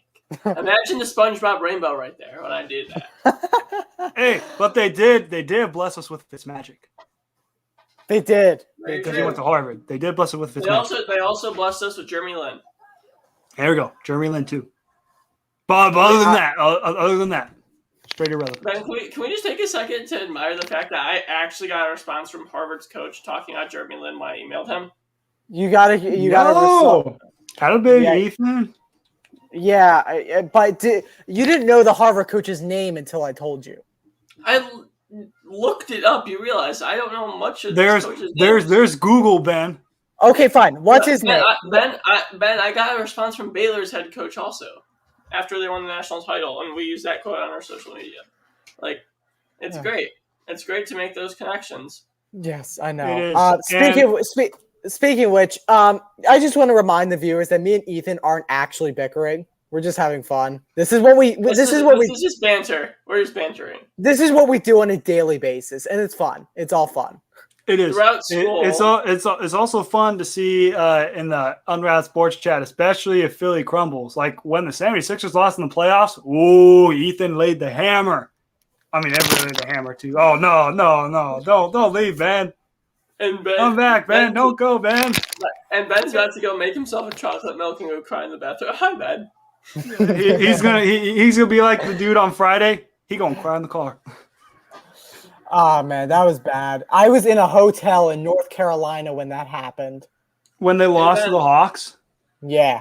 Hey Ben, you're going to High Point, right? Or you might want to go to High Point, right? Yeah, why? One of my good friends just visited there and she really loved it. So yeah, it's amazing there. If you end up going with her, that'd be funny. Yeah, but no free advertisements here, of course. So Well, free ads. All right. once I commit to college, every single one of you viewers will know. All right. We'll know the atmosphere of Ben Hoyt. First, Philadelphia Junior College. Ready for Ben there's Hoyt no in the span of 7 months.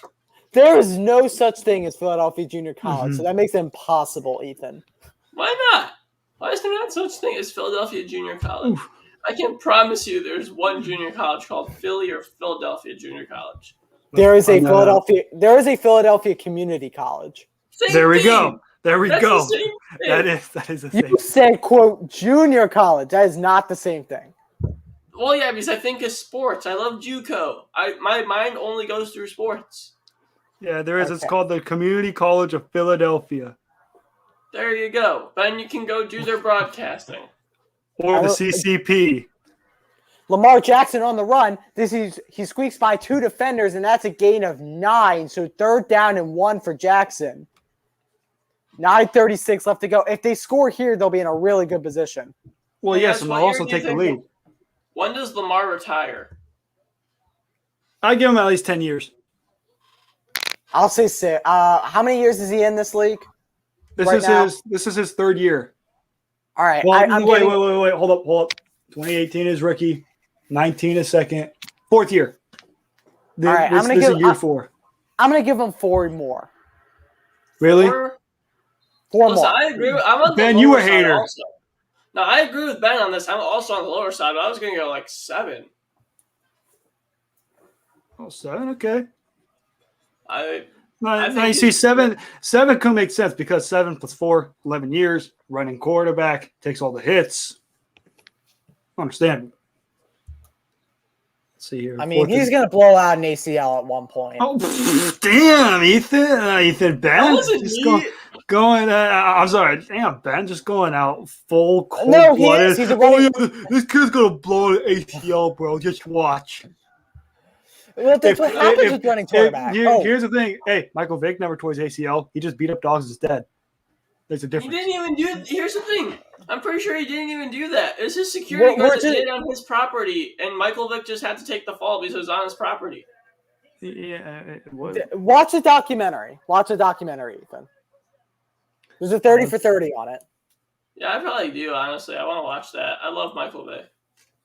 Yeah, He and was I was gonna say he was probably Ben's idol because he led the Eagles to relevancy in 2010 before getting smoked by Green Bay. I don't care. It was like 10 years ago, Matt. But that was my time to shine. Damn it! That's my only banner that I've seen. I should have seen 2 more. That didn't happen. You could have seen 4 more, but Yeah, Can't- 2011, 2014, 2019. There was no chance. 2016, there was no chance. Last year could have saw a banner. So 3. Mark I was Andrews, saying- the Plus 4 total, but 3 after Super Bowl 45. that's fair. But, we pulled the good old-fashioned Wisconsin sports way where they just break your hearts in the playoffs. That is besides the Milwaukee Bucks of last year. Besides the Milwaukee Bucks winning the championship this year, they've pretty much Wisconsin sports have been known to heartbreak, year in and year out. It's a daily basis. Don't you live in Texas now? Yes, I do.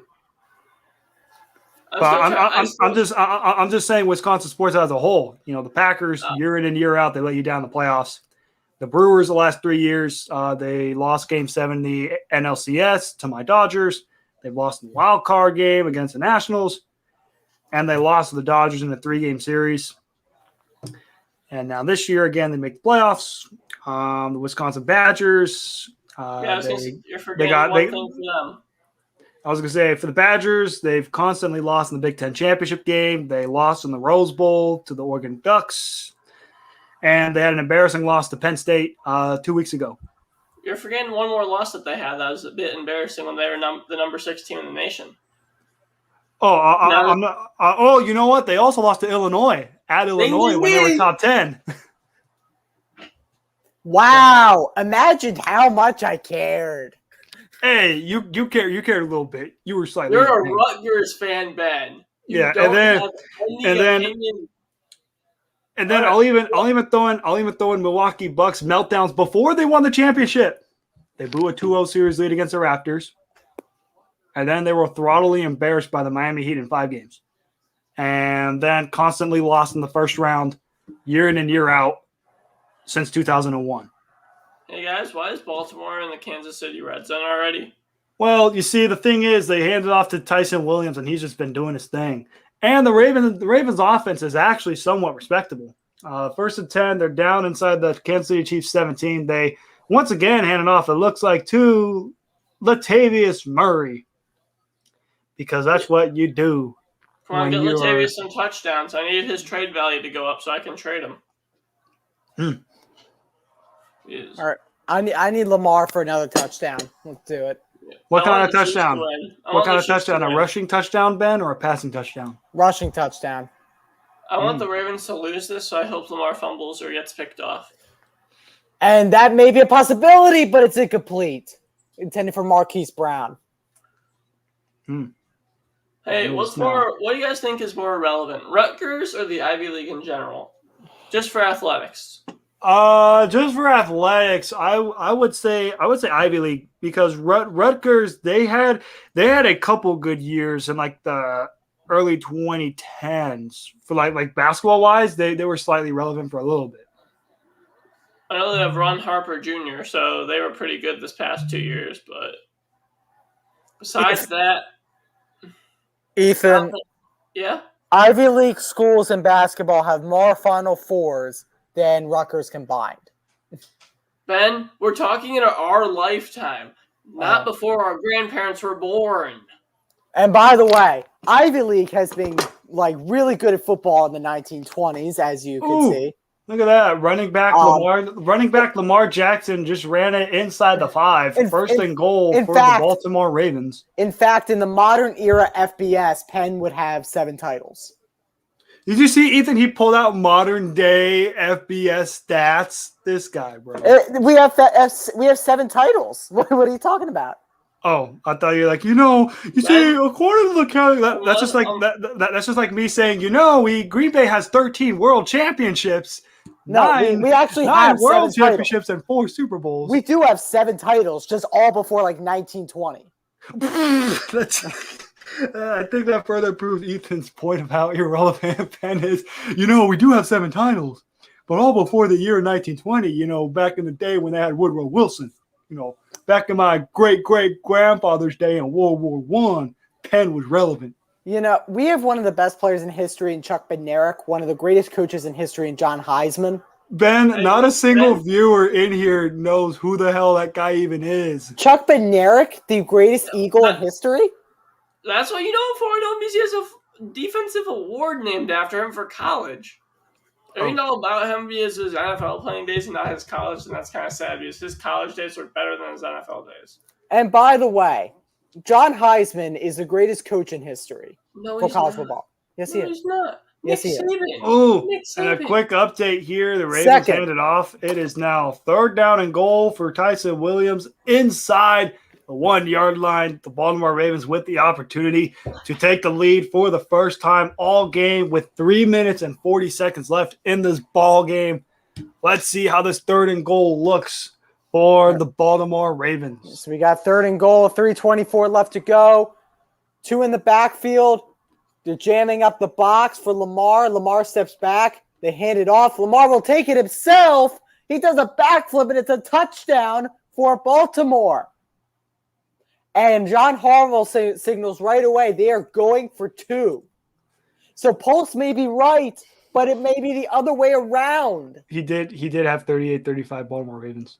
Oh, shoot. He may actually be correct.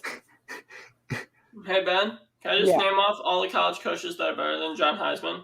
Go ahead. No. Bear Bryant, Nick Saban, Newt Rockne, Tom Osborne, Eddie Robinson, Charles Wilkinson, Joe Paterno, Bobby Bowden, Woody Hayes, Frank Lehigh, Pop Warner, John McKay, Barry Switzer, Amos Alonzo Stagg, Ara Parsigian, and by the way, I'm reading off of ESPN. This is not me naming people off the top of my head. What about Jimmy Johnson? Walter Camp, Fielding Yost, Earl Red Blake, Bo Schmelder, Bobby Dodd, Lavelle Edwards, Lou Holtz. Well, I'm already at number 23. Vince Okay, Dooley. Ethan, I got to cut you off, not just for that, but it's incomplete on the 2-point conversion, and that's where that list stops. Oh, John Heisman's the number 30 coach, according to them. Oh.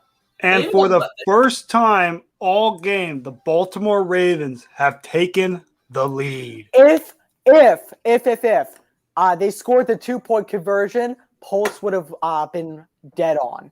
Yeah, hey, who knows? It could be a safety, but it's very rare. Very, very rare. Guys, hear me out. The Chiefs are going to win this because they left way too much time on the clock for Mahomes. Yeah, and also all he needs is a field goal. He doesn't need to get a touchdown. All he has to do is just kick a field goal. This is Mahomes. He's going to get the touchdown and a 2-point conversion. It probably could.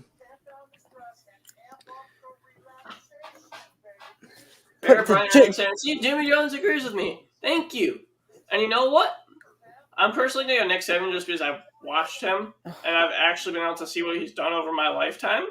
So I'm going to go with Nick Saban just because recency bias.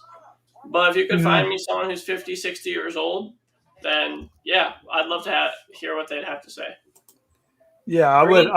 I personally agree with you as well, Ethan, just for like more of the recency bias and also what Nick Saban has done to turn Alabama around as a program. Like Bama was kind of in the bottom of the basement in the early 2000s, and then once Nick Saban went to Alabama in 2008, like from 2008 to present day, he's led Alabama to 6 national championships in a span of 13 years, which means he basically gets a championship every other year.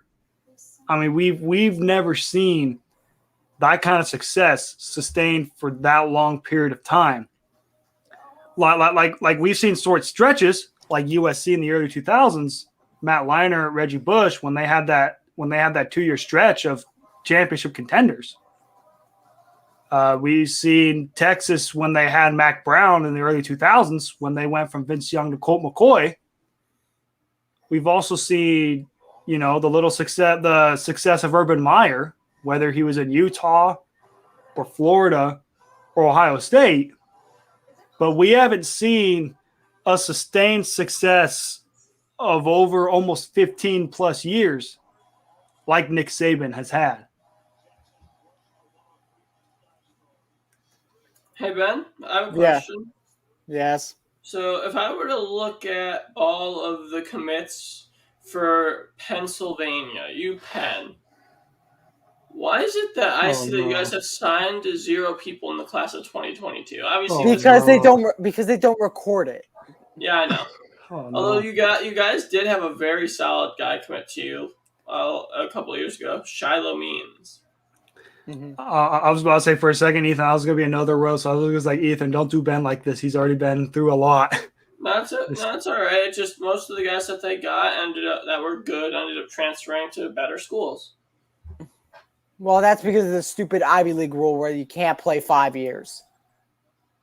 No, like this was like prior years to where like they transferred to better schools. So Saban has turned into such a machine that we have to reorganize the championships 3. I think he meant to say 3 times. Yeah. Can we all agree that recruiting is the best part about college football? Can we all agree? Yes, it definitely is. I feel like that's what separates the good programs from the great ones. Because the great programs can recruit and have success, a.k.a. Alabama, Clemson, Georgia. But then there's good programs like Texas who can recruit, but they stink. Byron Pringle with a big game. Like there's a difference. Byron Pringle with a big game for Kansas City right near midfield. 1st and 10 for the Chiefs. With about 3 minutes left to go in the ball game. This is what Patrick Mahomes does. He always seems to break hearts and just lead comeback drives. And this is going to be very important for the Ravens defense, which pretty much will decide the game. Hey, guys, which of these 2 teams did Deion Sanders play for? He played for the Baltimore Ravens in 2004. Did you look that up, or did you actually know that? No, I actually know that because he started his career in the 90s with the Atlanta Falcons, then went to the 49ers, won a Super Bowl, went to Dallas, won a Super Bowl, played in Dallas for a little bit, then retired he went to Washington his final year, brief retirement for like 2-3 years, and then signed with the Ravens for like 1 year, and then officially called it quits. So we are now at the 2-minute warning for this game between the Ravens Oh my and God, the Chiefs. the Chiefs are already down at the Ravens' 39-yard line with Harrison Butker as their kicker. All you pretty much have to do, in my opinion, if you're the Chiefs, is just run the ball, chew the clock, right? I would think so. What about you, Ben? Ethan, would you do the same thing? You're the Chiefs. You're already down at the Ravens 39 with 2 minutes left to go in the ball game. Knowing that you have an accurate kicker like Harrison Butker, do you just simply tell Clyde Edwards-Helaire, just hold on to the ball and just run it, and then just let the Ravens use up the last of their timeouts, knowing that they only have one timeout left? Remember, guys, the Ravens only have one timeout left in this half, so they could only stop the clock just one time. So if our math is right, if the Ravens get a first down, they could mathematically chew the clock all the way down till 3 seconds to leave Harrison Butker a chance to win the game. That would be an ideal scenario. And this is a great fit for Sunday Night Football. Remember, next week we will be having our show. I don't know what the Sunday Night Football game is for that. It is my loving Green Bay Packers versus the 49ers, baby. I can't wait to see the Packers get their asses kicked at Levi Stadium for the third time in 3 years. I'll be looking forward to it. I can't wait. So we're going to be especially because they're fully healthy too, and it's a full capacity. I can't wait. I'll be living for it. So we're going to be seeing cheese next week on Matt Score's head. I'll be looking forward for blue cheese. If we beat the 49ers next week, I'm actually going to be ecstatic. If we lose, I won't be surprised one bit. They could either be 2-1, or 1-2. Yeah, or 1-2. We better not be 0-3. I swear to God, if we're 0-3, I'm actually going to like. I'll have to guess again. Yeah, you'll have to guess again if we're 0-3. No, that's not Hey, that's not happening. I will leave this question to the Saturday Night Standouts co-hosts, which you guys should tune in every Wednesday. What time, Ethan, for the viewers, should they tune in to Saturday Standout with you and Caleb Skinner? Typically around 8 Eastern. It's typically around 8 Eastern. All right. Since this is your college forte, what do you have to say about this question? Eric Bieniemy. I think that the Chiefs offensive coordinator finishes out the year, wins the Super Bowl with the Chiefs, and says, I finally got my multi-million-dollar contract. I'm finally getting paid. I don't have to live in this crap town of Kansas City anymore. You get to live in nice old sunny Los Angeles, California. By the way, let's do our shout-outs now. By the way, thank you to Ethan Carboni for being on this show. Even though I give you grief, I'm happy to have you on every time. So I'm Ben Hoyt. My shows are Curse the Billy Fan, Liberty 4 Philly Podcast, and this. You can check out my Twitter at BenHoyt6 for this and all my Garnet Valley broadcasting needs. 129 left to go. Ravens with one timeout. And yeah, just check out my broadcasting journey at BenHoyt6. But the Chiefs lost the ball.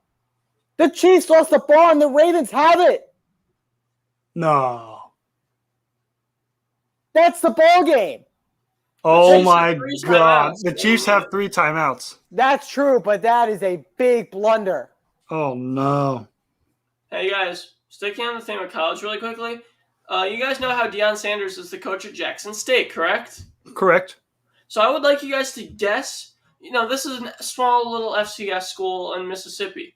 I want you guys to take a guess on their national recruiting class ranking from last year's recruiting class. I would say 63. So you're assuming that an FCS school is in the top 63 schools. I mean, it's Deion Sanders. You never know. You're extremely close. I just wanted to see if you change your answer. Ben? 59. You're even closer. 55. They got the second-ranked JUCO player who decommitted from Georgia. They got his Oh my son, a God. 4-star quarterback with offers from Alabama, etc., and then a bunch of 3-star school kids that had a bunch of very solid offers. And let's see, what's that? 3 more 4-stars? Yeah, and I'm sorry to interrupt, Ethan. I just saw the replay of the Clyde Edwards-Helaire fumble. That is the number one rule you never should do as a running back. Never under 2 minutes run with one hand on the ball. You always cover it with two hands for situations like this. You saw Clyde Edwards-Helaire had one hand, make a juke move, and it was the Ravens defender. All he simply did was punch the ball out, and it was loose. Disappointing decision from Clyde Edwards-Helaire. But carry on, Ethan, with your recruiting. I just think it's incredible that, like, obviously, yes, you have the big name of Deion Sanders. Like, I actually ended up interviewing a Jackson State commit, and I wrote an article on that for Unwrapped, but it's incredible. How does one man take a team that was at the bottom of the SWAC and just recruit, like, the best players that have ever been seen coming out of high school into FCS ball? I would just simply say just for the simple fact that it's Deion Sanders, and maybe they want to try to make a difference. Maybe they could say, you know what, there's other places, there are other venues that I can take as well to get to an opportunity for the NFL. Especially because it is an HBCU. So, And with following up, go ahead. I was gonna say, do you guys think that Deion Sanders ends up as an NFL head coach? I would say it depends on the openings. I would say kind of like a wait, like 5 to 7 years to see. I think he's going to stay at Jackson State for a while, but I would say it depends on the openings in 5 years. If there's a destination that's open in 5 years that he want to venture in, I would say why not? If Arthur Smith doesn't work out in 5 years with Atlanta, if I'm Deion Sanders, I'd say why not? I played for Atlanta. Why not try and turn that around? If I've turned Jackson State into a respectable program and there's nothing really more that I can do at Jackson State, why not challenge myself and go to the NFL level? But 3rd down and 7, Chiefs have one timeout left. The game decides here. Lamar Jackson back to pass, throws. It is complete and it is short. It is 4th down and about 2 yards. So if you're the Baltimore Ravens, do you go full-on Randy from South Park big balls move? Or do you punt it away to Patrick Mahomes and give him a minute 5 to potentially win the game? And it is 4th and 1 here with the minute 5 left in the ball game. Game on the line. Well, they're going for it. That's what's happening. I mean, they're going to go full on Randy Marsh. Yes, they're going. This is the game right here. Game on the line. We'll see what Ben Hoyt has to say, because Ben Hoyt's excitement will either A, mean the Ravens win, or B, the Chiefs have a chance. Lamar takes it, and it's a 1st down, and that is the ball game. Lamar finally beats Mahomes. Lamar did it. Now they're going to let the clock drain down to as far as they can, and 2 knees will do it. Man, what a blown opportunity for Kansas City. I mean, this was a game that Kansas City had. They had the opportunity. They had Patrick Mahomes set up for success inside the Baltimore Ravens 30-yard line. All Clyde Edwards-Helaire had to do was hold on to the ball, and they win the game. He couldn't hold on to the ball, and the Ravens get a 1st down. And this is a backbreaker for Kansas City. Just a straight-up backbreaker, just because this is going to affect the standings in the playoffs. And that will do it. The clock hits zeros. Your final score, Baltimore 36, Kansas City 35.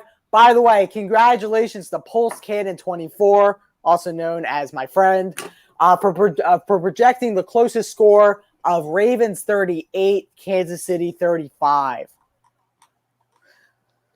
So, and for those who do not know, here is the score. So he came the closest, was actually 2 points away from being accurate. It was literally a missed 2-point conversion, or else he would have been on the money.